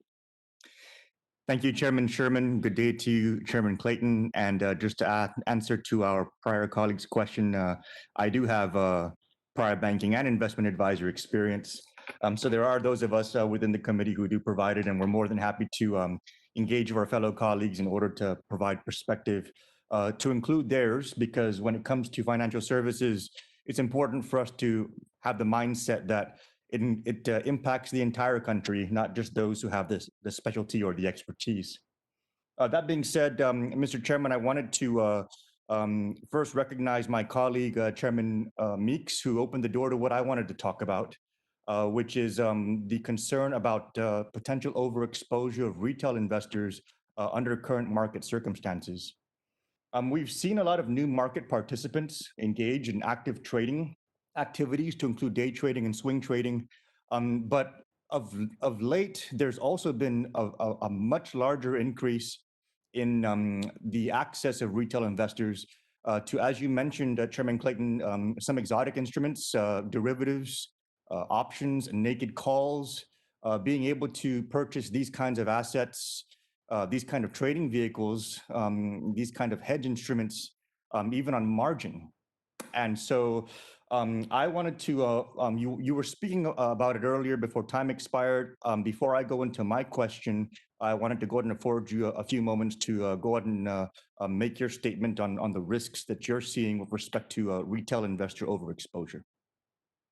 Well, look, thank you for the opportunity, because what I want to say to our retail investors is when we have times of volatility, you hear stories of people making a great deal of money as a result of buying low and selling high, and perhaps even doing so on a leveraged basis or through options. You know what? Our kind of investor is the long-term retail investor. There are significant risks in taking those short-term leveraged margin positions. Unless you understand those risks and are able to bear those risks, you should not be doing it. Well, thank you for that, Mr. Chairman. And on to my question. While individual investors and traders, of course, have their own responsibilities in the decisions they make and the capital they put at risk and the leverage they expose themselves to, the platforms that make those trades available to the investors and traders, they also have a responsibility. They have a responsibility to ensure the suitability of the individual making those trades. And so I wanted to ask whether or not the SEC, given the increase in retail investor activity, has the SEC enhanced its review of trading platform due diligence in ensuring that the investor has a suitability test, a proper suitability test for access to day trading, derivatives trading, and margin access? We are looking at this issue. Let me try and break it down. There are self-directed accounts where you're not dealing with someone who has our new Reg BI obligation, which goes in at the end of the month, and which I believe will, and I'm making this clear to brokers right now, should, through the CARE obligation, make sure that investors do understand those risks and are able to bear those risks as appropriate. We are looking at the self-directed aspects of our market ecosystem and whether the let me put it this way, the access to those is being granted as appropriate. Thank you, Mr. Chairman. And I guess to close, I really think it's important for the SEC to really circle back on this and make sure that even the self-directed accounts have the proper disclosures, but more importantly, that it's being done in a way where the investor fully understands the risks that they're getting themselves involved with. Because not only are we talking about potential overexposure of an individual investor, but there's going to come a time, if we're not careful, that we're going to be having counterparty risk, and we're going to be having those kind of situations where a whole group of individual investors potentially making a lot of leverage derivative bad decisions are going to begin impacting the ability for the markets to function orderly. And while we may, look at that and think that it might not necessarily present itself, that's exactly the same kind of mentality that we had prior to the subprime crisis, when we thought that tranching everything and spreading out the risk was good enough. And so, Mr. Chairman, I just ask that you keep a very close eye on this in order to not only protect our retail investors, but to ensure our orderly markets. Thank you, Mr. Chairman, and I yield back. Thank you. The witness should know that we have about 8 to 10 additional speakers, so you'll be out of here in less than an hour. We do not intend to have a second round. And I recognize the gentleman from Ohio, Mr. Gonzalez. Thank you, Mr. Sherman, for holding this hearing today. And of course, I want to thank you, Chairman Clayton, for being with us today and all your work at the SEC. First, I want to acknowledge and thank your team for working with the other regulators on reforms to the Volcker rule. I led a letter this past December encouraging regulators to amend the rule to exempt qualifying venture funds from the definition of covered fund in order to help spur investments in states like mine, Ohio, that are in additional need for startup capital. So I thank you for that. Additionally, I want to thank you for your recent response to a letter that I wrote with my friend, Ms. Wagner, in support of additional access for retail investors to private markets. You and I have spoken about this privately. Was it clear? It's clear. I mean, always fun with the technology. But as you're aware, the number of publicly listed companies has gone down significantly, while some of our fastest growing, Uber, Lyft, Slack, et cetera, accumulate a significant amount of the growth in the private markets before going public. Always been my belief that we must do more to safely provide everyday Americans access to those opportunities to the extent we can. My first question on that front, in your response to my letter, you stated that closed-end funds could present an avenue for expanding investment options for Main Street investors. Can you discuss more why you think this, and also provide a good and also what are the current roadblocks? Sure. Look, my objective is for our retail investors to have access to investment opportunities that are aligned with professionals. One of the great things about our public capital markets is retail sits right beside institutional, and they get the benefit of that professional alignment of interest. When you move into the private markets, you want to make sure that you maintain that alignment of interest. Yeah. I believe that closed-end funds are one option for being able to do that. But you have to have that alignment of interest, and you have to have what I would say is low cost, reasonable cost of access. Otherwise, but I think we're exploring ways to do that, and we're making progress. Thank you, and I'm excited about the progress that you have made on that. As a follow-up, what are you currently doing to promote closed-end funds as a way to access private markets? Is there any consideration of rescinding the staff guidance that prohibits closed-end funds from investing more than 15% of their assets in private funds unless the sale is limited to accredited investors? So that specific question, let me just say, as part of our overall looking at it, we are, but it gets to liquidity. We got to make sure that we have the appropriate amount of liquidity, including in closed-end funds. Great. Shifting to China for a second. First, I want to reiterate support for Mr. Sherman and Senator Kennedy's legislation, which I have joined, to what I would call have China play by the same rules as the rest of the companies in our stock exchanges. Building off the need to further protect U.S. investors from China, just yesterday, the Financial Times published an article that linked to a recent Pentagon listing of 20 Chinese companies that have ties to the Chinese military. This includes 2 companies that are listed on the New York Stock Exchange. Going forward, how do we make sure that investors have this information, especially since these companies are at greater risk of being targeted by United States sanctions potentially? Look, we have a disclosure-based regime, and it works. It has worked really well, because if you don't, let's put it this way, if you don't disclose appropriately, make material misstatements or omissions or commit fraud, we can come after you. One of the things that retail investors, institutional investors know this, retail investors should understand is our ability to enforce that perspective is not uniform across the world. Right. And we need to take that into account. Investment advisors need to take that into account. Investment professionals need to take that into account. And these are the kind of challenges you face in a job like that. How much can disclosure do in circumstances like that? So quickly, do you believe that that information, being on a list of 20 companies, is material for U.S. investors? I'm not going to make a blanket statement, but if you're considering what is material about your company or not material about your company, the fact that you may be subject to significant sanctions is something that you would want to ask that question and see if the company's operations and the like, or its reputation or whatever. Right. I would argue it is. And with my last question, do you believe that China's submitted in writing? Thank you, Chairman. Ms. Porter? Thank you very much, Mr. Clayton, for being here with us today and for your patience as we navigate this hearing. You've recently been named as the likely replacement for Southern District of U.S. Attorney Berman. The U.S. Attorney's Office, as you know, has been apolitical for over 200 years. Do you agree that it's important for the investigations undertaken by the U.S. Attorney's Office to be conducted in a nonpartisan manner?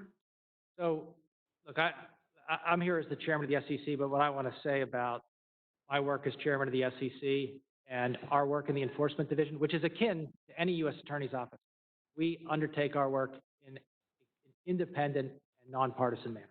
Terrific.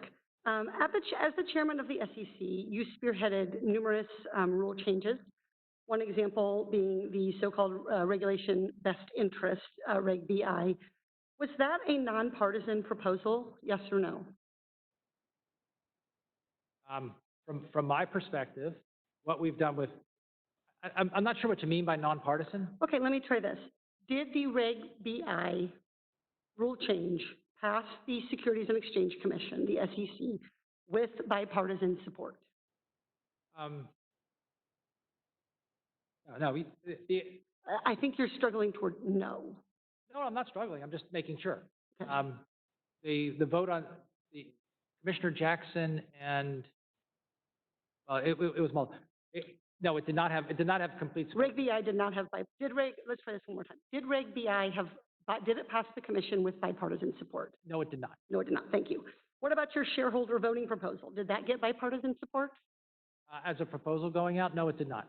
Okay. What about your proxy advisor limits proposal? No, that did not. What about your proposal to expand private markets? Pardon me? Your proposal to expand private markets? Are you talking about, we don't have you mean harmonization?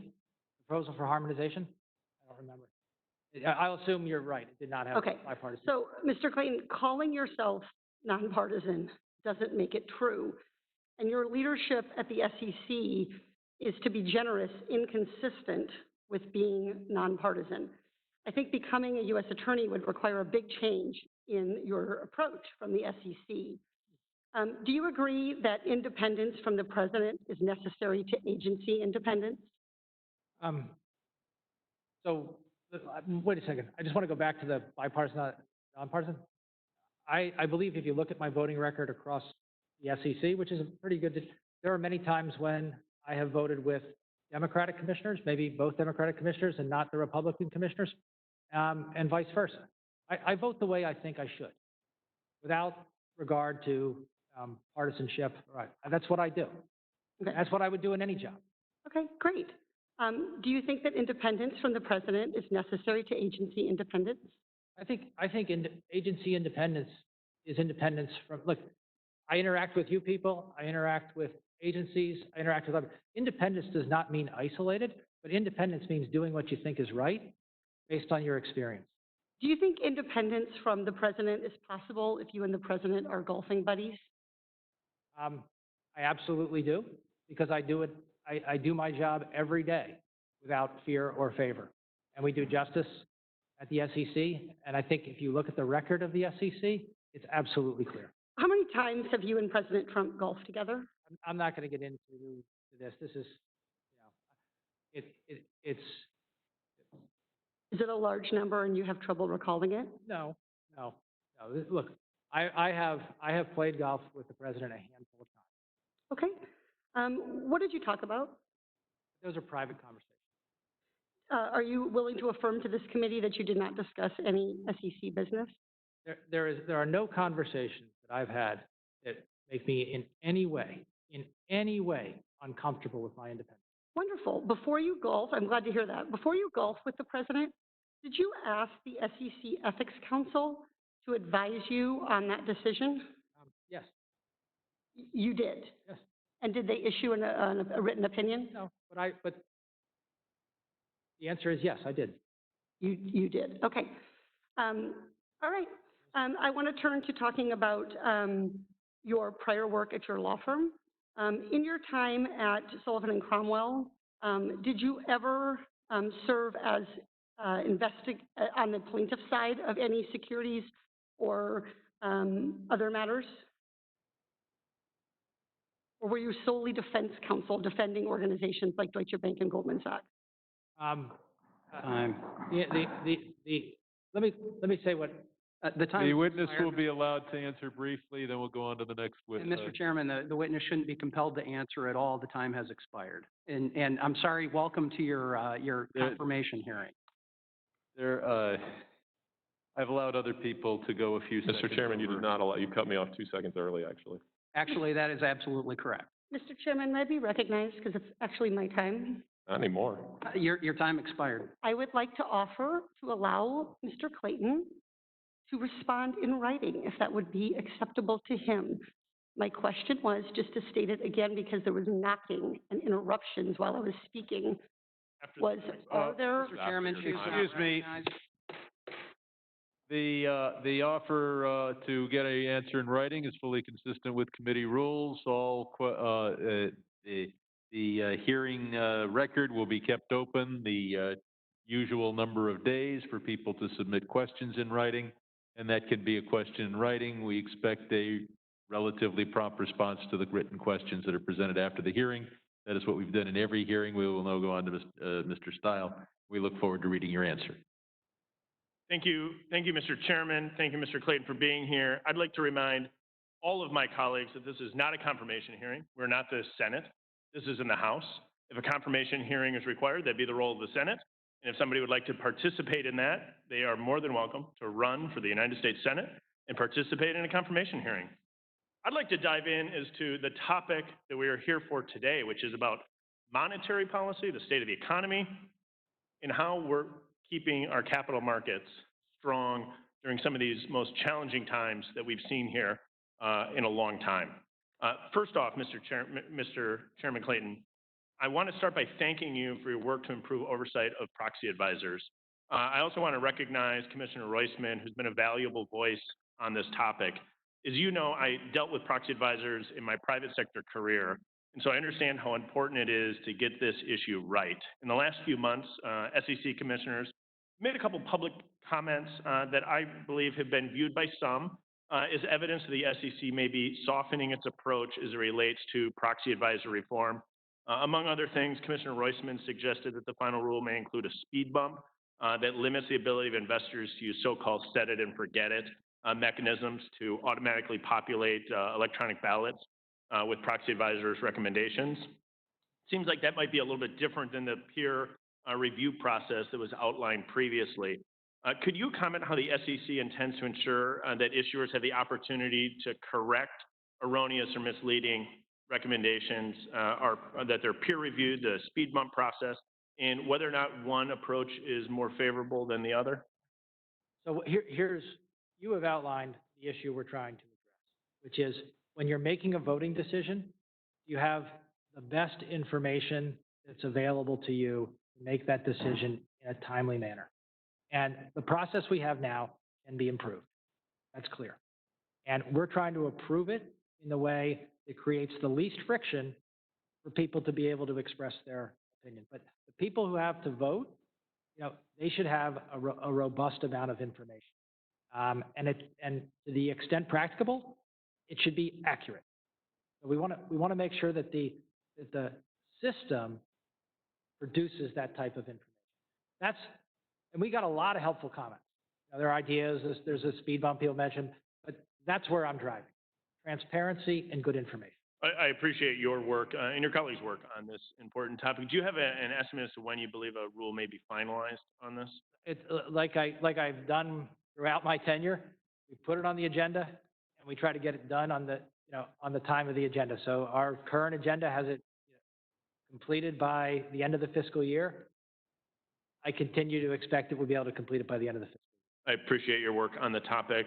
Chairman Clayton, as you know, emerging growth companies, the construct has been, I think, a very valuable tool for helping startups focus on innovation, job creation, and growth. I think the EGCs are especially important today as we deal with the ongoing coronavirus pandemic, since many investors are in particular in the biotechnology industry. I'm concerned that many ECGs are facing the loss of that status and may see significant increases in their compliance burdens in the near term as a result. I think the timing is unfortunate given the economic and managerial challenges associated with the pandemic, as well as the role that the ECGs could really play in this recovery. And so I'm working on legislation to ensure EGCs that face a loss of their status can receive a short-term reprieve. I'm not asking for you to comment specifically on the legislation. I know you wouldn't be doing that, but can you comment how the economic turmoil that we've been experiencing is impacting some of our emerging growth companies that need access to public markets? Look, let me say this. As a general matter, because of the actions of Congress, the Fed, and the Treasury, financing markets have been fairly open, both equity and debt. People have been able to term out their debt. They've been able to get liquidity. They've been able to alter their balance sheets, add equity to their balance sheets. Always, as you go further down the size spectrum, similarly situated companies almost always have a bit of a hard time. I think by and large, EGCs have been able to get financing as well, but it is an area that we need to watch because, let me put it this way, it's much easier to allocate capital in a chunk to a large company than it is to allocate it in a chunk to a whole bunch of smaller companies. That's just something we have to recognize. Understood. I appreciate your time today, and in respect to my time, I yield back. Thank you. Thank you. The chair notes that I care about the health of my colleagues, or at least most of them, and therefore I urge all members to wear masks at all times. With that, we'll go to Ms. Axney by WebEx. Thank you, Chairman Sherman, and thank you for being here, Chairman Clayton. Appreciate it. One thing that I hear constantly from companies is that their greatest asset, of course, is their people, and I couldn't agree more with that. Chairman Clayton, was hoping you could explain generally why you think understanding a company's workforce is crucial for investors to evaluate the company. Well, it's a personal belief through my professional experience. The best companies are the companies that understand their workforce, however it is structured in the best way. More generally, and from a financial point of view, the contribution of human capital and employees to companies has increased in proportion. If you look 30 years ago, plant, property, and equipment was a lot of the assets on the balance sheet. Today, the assets of a company are intellectual property, people, and the like, by and large. And so, yes, it's extremely important. We have a pending rulemaking where we are going to encourage, through our principles-based disclosure system, companies to discuss their human capital as management views it. How do they evaluate it? How do they develop it? How do they increase the value of the company through their people? Thank you so much. I completely agree with you on both a personal and a professional basis. I've spent my career working in that arena as well. And that's why I worked with Senator Warner to bring some light to this important piece of information. I also think that the coronavirus has certainly highlighted some of those issues, especially when it comes to workplace safety and paid sick leave. And that's why myself, along with Senator Warner, sent you a letter, I believe that was last month, urging some action to get more disclosure on this. I didn't get a response to that letter. So since you're here, is that something that you would support? Actually, you will get a response, but in the meantime, I believe yesterday we put out guidance for second quarter earnings and things that people should think about in their earnings reports and their communications with their investors. And those types of issues were included in that guidance. Great. I'll absolutely take a look at that. I just want to let you know I do have a little bit of concern. I know that I appreciate your intent, but some of the concerns I've had around the principles-based approach, I believe, which didn't require specific metrics. And as somebody who's spent my career working in strategic and organizational development, I know that companies are obviously already measuring these metrics, and that turnover rate, for example, is something they all track and is very meaningful. If the SEC gives management discretion in these disclosures, are you worried that it will result in some unclear information, and it won't give the numbers necessary for company-to-company comparison or comparisons for a company over previous years? So this is a really good discussion because we're not saying don't disclose the metrics. What we're saying is disclose the metrics that you use.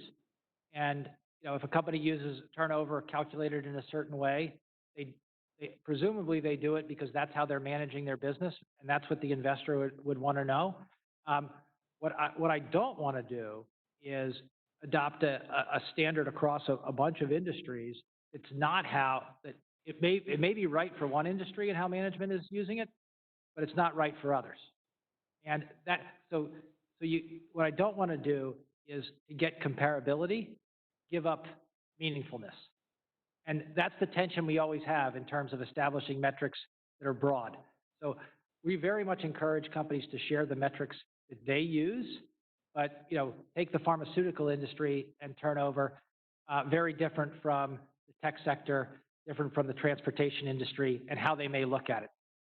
Well, I appreciate that, and I think there's an opportunity to work through some of those issues. I do think we're looking at a risk here, though, and I'd advise you to take a look at the letter that I sent with my Workforce Investment Disclosure Act, which lays out some very specific disclosures that could be required. Workplace safety violations, for example, can tell you a heck of a lot about how many of these companies are going to get back online more quickly due to COVID. But moving on, we're running out of time. I wanted to just quickly turn to tax disclosures. As we all know, our large companies are only paying about half of what the statutory rate is. I'm wondering if you could tell me if you think there's some opportunity for us at SEC to be looking at country-by-country disclosures. Well, you actually raise an excellent point. It goes to both points on tax and on operational and safety issues. When you have these kind of multinational companies, trying to give investors a flavor for what happens across those various jurisdictions is very important, and we look at that. It's becoming I recognize and want to be clear, it's becoming an increasing part of how sophisticated investors look at companies. I appreciate that. I know we're out of time. I continue to make Yes, we are out of time. At this time, we will go to Mr. Gottheimer. If you're up there, please turn. There he is. Got his camera on. You're recognized for 5 minutes. Thank you, Mr. Chairman. And thank you, Mr. Chairman, for being here today. Given the COVID-19 pandemic and the current racial justice issues facing our country, I think we can all agree it's more important than ever that all Americans have equal access and just access to credit. Every year, 15.4 million Americans are victims of credit card fraud, or around 42,000 people every day. The FTC has previously found that 1 in 5 consumers have verified errors in their credit reports, and 1 in 20 consumers have errors so serious that they'd be denied credit or forced to pay higher interest rates, affecting everything from small business loans to a mortgage to a car loan. That adds up to 42 million Americans with errors in their credit and another 10 million with errors that can be life-altering. Next week, the House will consider my bipartisan legislation, the Protecting Your Credit Score Act, which will create a new online portal to provide Americans with free and unlimited access to their credit reports and scores, the ability to easily dispute errors and fraud, and the ability to secure and track their credit data, all to increase transparency and help Americans boost their credit and financial security through economic declines and beyond. Chairman Clayton, are you concerned, particularly during the pandemic, about credit issues and Americans' ability to have transparency into their credit? I am, so let me start by saying that in general, credit, access to credit, provision of credit is not within our authority, but I do talk about it a lot. Yes. Because I always say to people, before you get involved in investing, understand your credit, get your credit under control. That's the best thing you can do for yourself. Now, with respect to your question about access to credit and provision of consumer credit, we have a consumer-driven economy to a large extent. I believe that the swift actions taken by Congress, and by the Fed and the Treasury to enable credit to continue to flow have significantly dampened the negative effects of the COVID-19 response. So yes, consumer credit, having consumer credit that is appropriately priced and transparent is extremely important to our economy. To that point, do you think we should make it easier for people and Americans to get their credit information for free and initiate disputes, given I know, as you've pointed out, how important people's credit information is?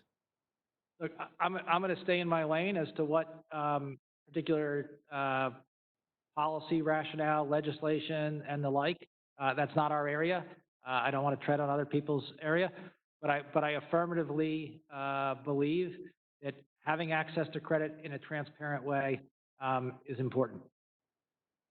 Thank you. And our legislation does just that. It puts a centralized portal.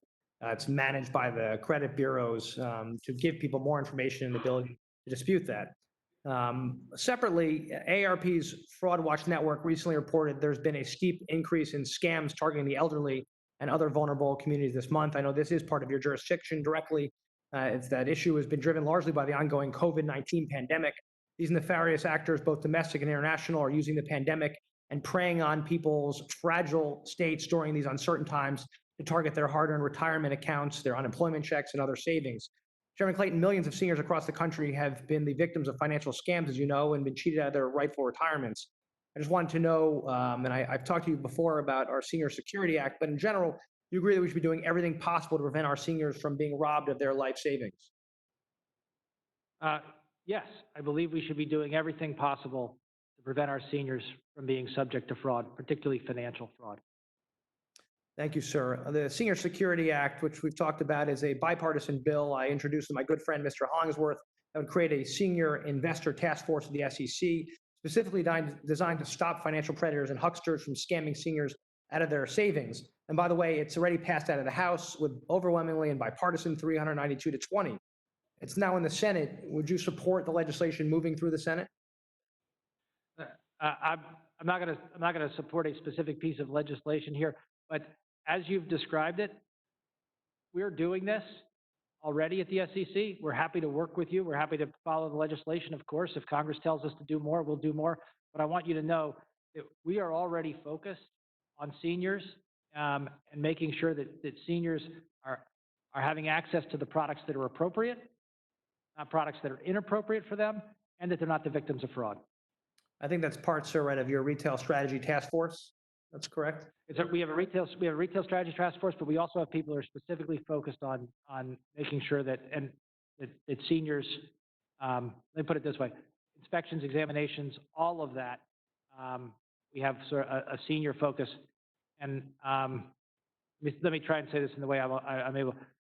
It's important to understand when you look across accounts and you do surveillance and the like, whether accounts have seniors or not, which is one of the reasons why date of birth data or year of birth data is important in our oversight. Thank you. The gentleman Thank you very much, Mr. Chairman. has expired. Mr. Kastner. Thank you. Thank you so much for your time, Chairman Clayton. If you're up to me, we're nearing the end. Alexander Kearns was a college student in Naperville, Illinois, in my district. Recently took his life. He took up trading during the COVID lockdown when he saw that his Robinhood account had a negative balance of $730,000. Now, it turns out he didn't know that whole amount, but I want to just read you most of his suicide note that his father found. If you're reading this, then I am dead. I was a 20-year-old with no income able to get assigned almost $1 million worth of leverage. The puts I bought/sold should have canceled out. I have no clue what I was doing now in hindsight. There was no intention to take this much risk. Robinhood has added 3 million users in 2020. Now, it's my understanding that they have made some changes to their platform, and Mr. San Nicolas, spoke about protecting retail investors, and I certainly share your view that people should not take risks they can't afford. Other than Reg BI, what is the SEC doing affirmatively to ensure that people like Alex can't get exposed like that again? We in FINRA are looking at this kind of disclosure. And boy, let me just say this. I read that over the weekend, just terrible. We need to do something to make sure that these kinds of things don't happen. Well, I guess, and I understand that you are, as you said, a disclosure-driven entity. The disclosures are only as good as the understanding of the person who reads them. And let me just say, I agree 100%. That's what I was saying before. That disclosure is only good if people can understand it. yeah. And you got to be able to make an assessment of whether somebody can understand it. Oh, I thank you for saying that. I introduced when we passed on the House floor HR 1815 earlier this term, specifically to do market testings of those disclosures. It was with Reg BI in mind, because if people can't understand in plain English what they're signing, then we haven't done our market research well enough. And we need to get it through the Senate, but I'd encourage you to consider, you could do that by rule. Here's to take it up. I want to turn to private markets and some of what some of my colleague from Wisconsin was raising. They require a lot less disclosure than public markets. I spent most of my career prior to getting here was running private equity-backed companies, complicated structures, very sophisticated people, constantly evolving capital structures. It was hard for me to keep up, and I was the CEO of the darn company. This month, the SEC has proposed rules to expand exempt offerings in the private market. And given the issues and the lack of total understanding in public markets, can you just help me understand why you think we are protecting investors if we are allowing greater participation in private markets by less people who would not pass the Reg D standard of a sophisticated or accredited investor? Well, I think we're looking at this in exactly the appropriate way for what you're describing. Right now, we have a wealth test or an income test to ascertain whether somebody is sophisticated or not. And it's a binary test. I've long believed that's not the right test. But it's a test we've had. It's integrated into our ecosystem. What we're doing is saying, are there better ways to test whether somebody should qualify as an accredited investor? And our proposal says one of the ways to think about it is, did you pass the Series 7 exam? Were you able to sit down and pass the kind of exam that somebody who is selling securities has to pass? You understand things like exposure from options and the like. I believe that kind of component of the accredited investor test is important. Well, I agree in principle. Let me shift, if I will, to an area totally outside of your jurisdiction. Okay. Department of Labor this week issued an information letter under ERISA to allow 401k plan sponsors to have private equity as a component of diversified asset allocation funds. I'm not going to ask you to speculate on ERISA, but is it your view that a 401k plan or an investor in a 401k plan would pass the sophisticated test that would allow them to participate in ways that would not frustrate the spirit of Section 506 of Reg D as currently written? But put another way, can the Department of Labor make that change without you making a corresponding change in Reg D? So the way that was structured is not directly investing in private equity by ERISA plans.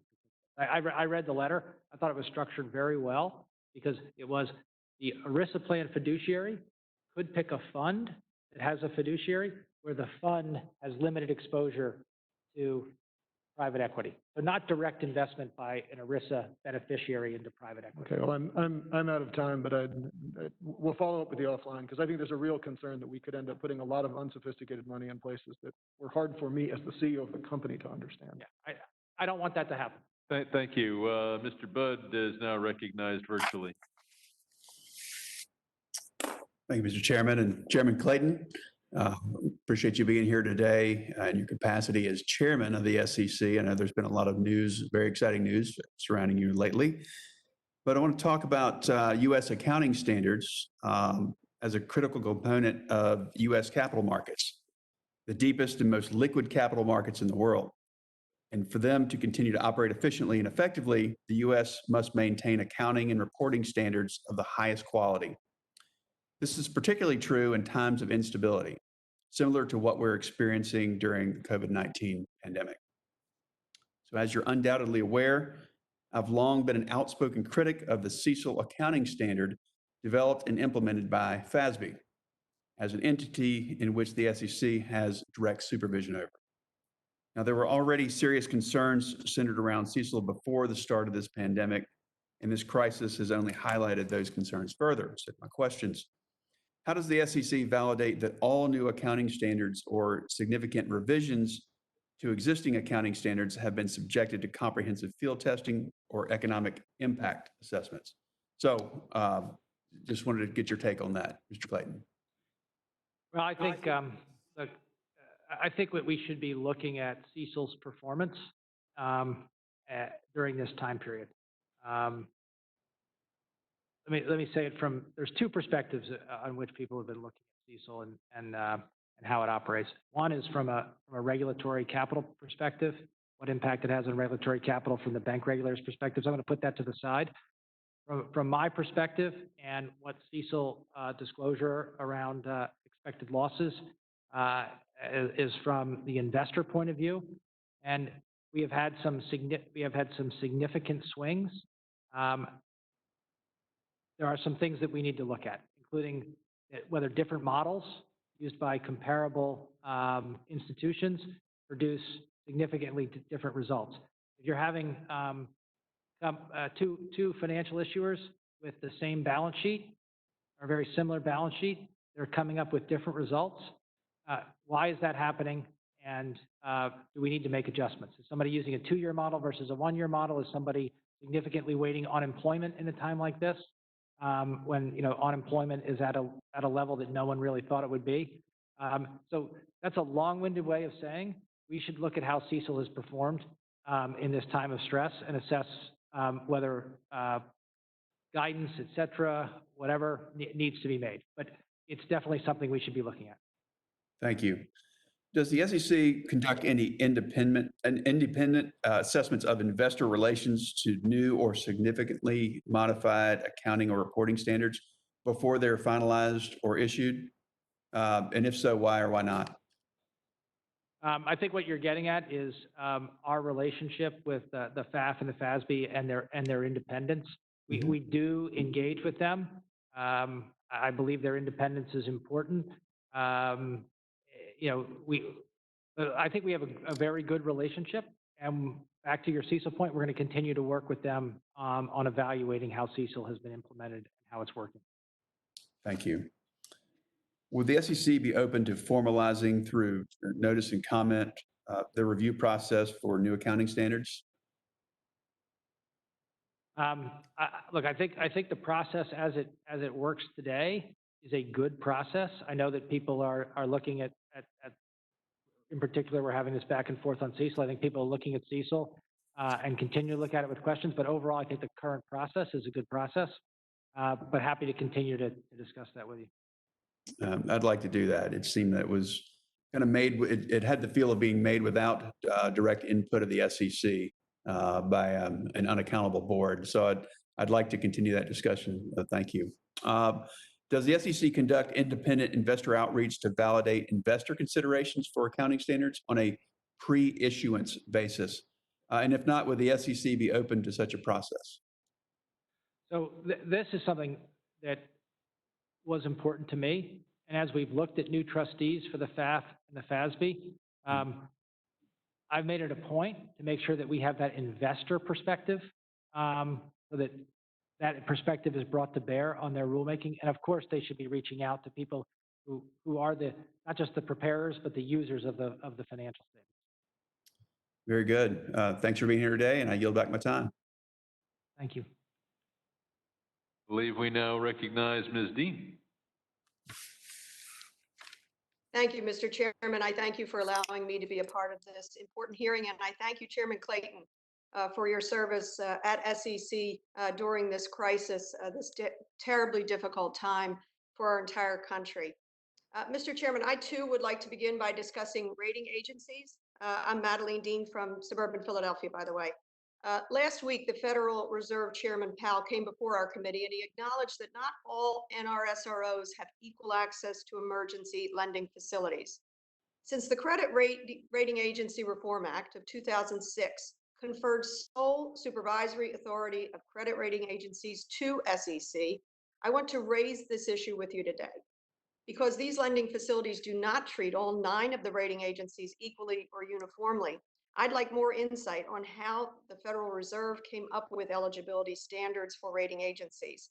You have said in earlier testimony that there has been some conversation between the Fed and SEC on this subject. Can you flesh out a little more what that conversation looks like and what, if any, recommendations were made by SEC to the Fed? So I haven't been directly involved in those conversations, but let me give you my understanding of them. I did have a high-level conversation with one of my counterparts at the Fed. But what we've done is, if you look across those 9 NRSROs, some of them participate in a wide variety of markets, corporates, products, and the like, and insurance, et cetera. Some of them only participate in very narrow aspects of the markets or have very limited participation in a market. You may, I'm going to make up these numbers, but get them directionally correct. You may have the insurance industry where 2 or 3 do 90% of the insurance industry, and there are a couple others that do just a few companies. We provide that data to the Fed, and then the Fed can see which NRSROs have sufficient experience to participate in the various facilities that they're using. So I'm not actually, that's the conversation. Mr. Chairman, I'm not actually thinking about market or where they participate, because as I understand it, NRSROs must satisfy the same criteria by SEC. So I'm wondering, what is the internal distinction being made by the Fed? Is it your opinion that after the SEC registers an NRSRO of a given asset class, that they should be treated uniformly? And I think that it's a really good question, but because it highlights the issue. Our registration does not qualify them for a particular asset class or not an asset class. It's just a general registration as an NRSRO. So you can have somebody who's registered with us who doesn't rate corporate debt or has no expertise in rating corporate debt. It's not a merit analysis of their ability or not their ability. That's I think, and I don't want to speak for the Fed. They do a good job at this. They need to look at the portfolio of ratings that those entities do and assess whether they're appropriate for their facilities. I appreciate that. You may know, and this has bipartisan support, as you've heard today, that my bill, HR 6934, would help achieve this uniform treatment across the NRSROs. Let me move on to pick up on the conversation that you had begun here with the very troubling firing of Attorney Berman, the U.S. Attorney for the Southern District of New York. You said you began a conversation with the administration only this last weekend as to the possibility of you shifting to that position. Is that correct? Let me be clear. The weekend of the 12th was the conversation, initial conversation. Oh, okay. The weekend before the firing of Berman. I'm sorry, I didn't hear that. That would be the weekend before the firing of Mr. Berman. Mr. Chairman, the weekend of the 12th. Her question was inaudible. I think she just we needed to let Please repeat your question. That would have been the weekend before the firing, the Friday night firing of Mr. Berman. Yes, the weekend of the 12th. And you said you had had these conversations with others, a wish to get back to New York, so you were looking for a position back in New York. When did you begin that conversation with either Attorney General Barr or the president? As I said, the first time it was raised was the weekend of the 12th, and I'm gonna leave it at that. It was raised by you or by Attorney By me. Let me be clear on this issue. This was entirely my idea. This is something that I've been thinking about for several months as a possible continuation of public service after my time at the SEC was done. Okay, and you're not a history of a prosecutor, but this was your idea. So you suggested it to the administration, is that correct? Mr. Chairman. Yes, I extended the gentlelady's time a bit for the technical problem, but the ranking member Oh, points thank you. out that I apologize. I did not have the timer visible to me, so I apologize. Thank you very much, Mr. Chairman. Thank you. Thank you, and you can submit questions for the record, and we do I expect will. Mr. Thank you Clayton very much. to I yield back. respond. And now is our last questioner, the very distinguished gentlelady from Texas, Ms. Garcia. Thank you, Mr. Chairman, and as a member of the Financial Services Committee and also the Judiciary Committee, I wanted to just pick up where Ms. Dean has left. And Mr. Clayton, who approached you? You said it was the weekend of the 12th. Who approached you about it, or did you approach the administration? I just want to be clear on that. Let me be clear on this. And I don't. This is not a confirmation hearing. I mean, I'm here as the chairman of the SEC, but I want to be clear on how this goes. This was entirely my idea. It was something that I had been thinking about and talking with others as to whether I could go back to New York, which I had committed to do to my family and intend to do when I'm finished my service here, and continue in public service. This was a position that was very attractive to me based on my work with the Southern District and my extensive work with people who are alumni of the Southern District. It's an incredible group of people. They work incredibly hard. They're dedicated to justice without fear or favor. This was something of interest to me. It came up the weekend of the 12th, and that's the genesis for this. I'm gonna leave it at that. Well, unfortunately, I can't. I mean, I think that you understand that I understand and you understand this is not a confirmation hearing. But the reality is that you are before Congress, you're before a committee, and anytime anyone comes to testify before United States Congress, they know they're subject to just about any question about anything. And, you know, you may feel uncomfortable, you may not want to answer the questions, but until you run for to be a member of Congress, I get to ask the questions. So again, I'm going to Mr. Chairman, parliamentary inquiry. Is this line of questioning even relevant to the title or the subject of what their hearing is supposed to be about?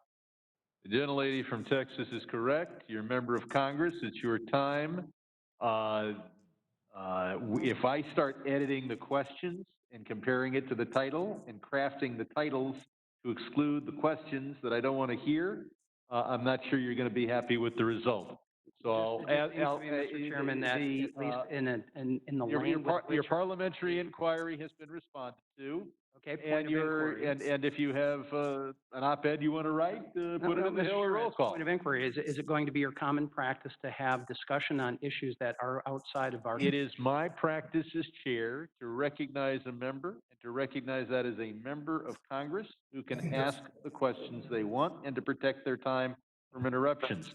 I will ask the staff to restore about half a minute. Mr. Chairman, okay, parliamentary inquiry, and that they stopped the clock when my inquiry started, so there is no need to add time. But the train of thought was certainly interrupted. So we'll keep that in mind as we go forward. I'm sorry, Ms. Garcia, and hopefully there will be no further inquiries. You're recognized for the remainder of your time. Well, Mr. Chairman, it's regrettable that he's refusing to answer a direct question from a member of Congress, and the American people deserve to know some of these questions because, yes, he did state earlier that that he was not, this process did not require his current attention, the confirmation process. But the reality is, when you're a potential nominee or you're a nominee, it's all fair game, and the American people have a right to know. But I'll move on. This Wednesday, Judiciary Committee heard from several employees from the Department of Justice, either current employees or who have testified. The department is pursuing cases based on the president's political and personal whim and not based on the rule of law. For example, Mr. Zelinsky, a prosecutor on the Roger Stone investigation, testified that he was told the department wanted to lessen the sentencing recommendation for Stone because the U.S. attorney was afraid of the president and so agreed to treat Stone differently than any other person. Mr. Clayton, should the president's friends be treated differently other than defendants? Let me tell you how we approach matters at the SEC and how I would approach matters anywhere. It does not matter who the subjects are. You pursue it without fear or favor and to do justice. And that's the way that the people who have worked with me, the 1,300 people in our enforcement division at the SEC, have performed it. And that is the right way to go forward. Well, I agree with you with that. Fear or favor is certainly the principle involved here.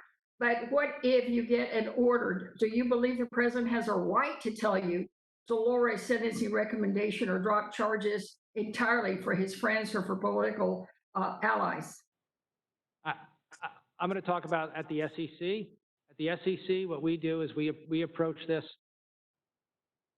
through our enforcement directors, through our staff. They are empowered to do what they think is right. Well, again, sir, I'm asking you if you want to be the attorney general. You said you've had oversight of prosecutors. Can you commit to us today to report any political influence or any kind of undue influence coming from the White House or the president or his agents to you or your office as attorney general? If anything like that occurs, that you would report it to Congress? Yeah, I can commit to continuing to do my job as I have, and any other job like it as I have, which is without fear or favor, with independence, and without inappropriate influence. Right. I think in response to Ms. Porter's questions, you said that you had not had any discussion or any kind of influence either while you were playing golf with the president or any other time. Is that correct? What I'm going to say is I have conducted myself in my job in a way that I have not had any improper influence on any enforcement matter. I'm completely confident in saying that. So you are.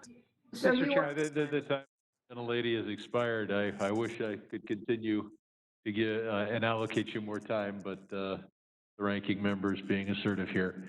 So questions.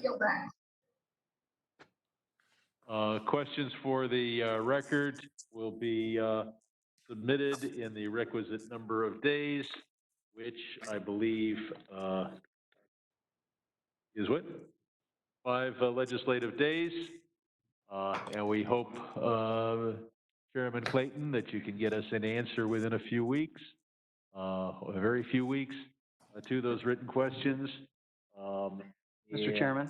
Yes. I ask unanimous consent to enter into the record a June 24th letter from the U.S. Chamber of Commerce to both yourself and myself. The letter provides comments to the legislative text attached to this hearing. Apparently, they need to amend that to make this the confirmation hearing, but it is on the text of this attached hearing. Without objection, the document will be entered. I'd like to thank Mr. Clayton for his testimony. Without objection, all members will have 5 legislative days in which to submit additional written questions for Mr. Clayton to the chair, which will be forwarded to the witness for their response. I ask Mr. Clayton to please respond promptly. Without objection, all members will have 5 legislative days in which to submit extraneous materials to the chair for inclusion in the record. I remind members to submit your written questions and materials for the record to the email address provided to your staff. And now, according to these notes, I'm supposed to hit and say we're adjourned.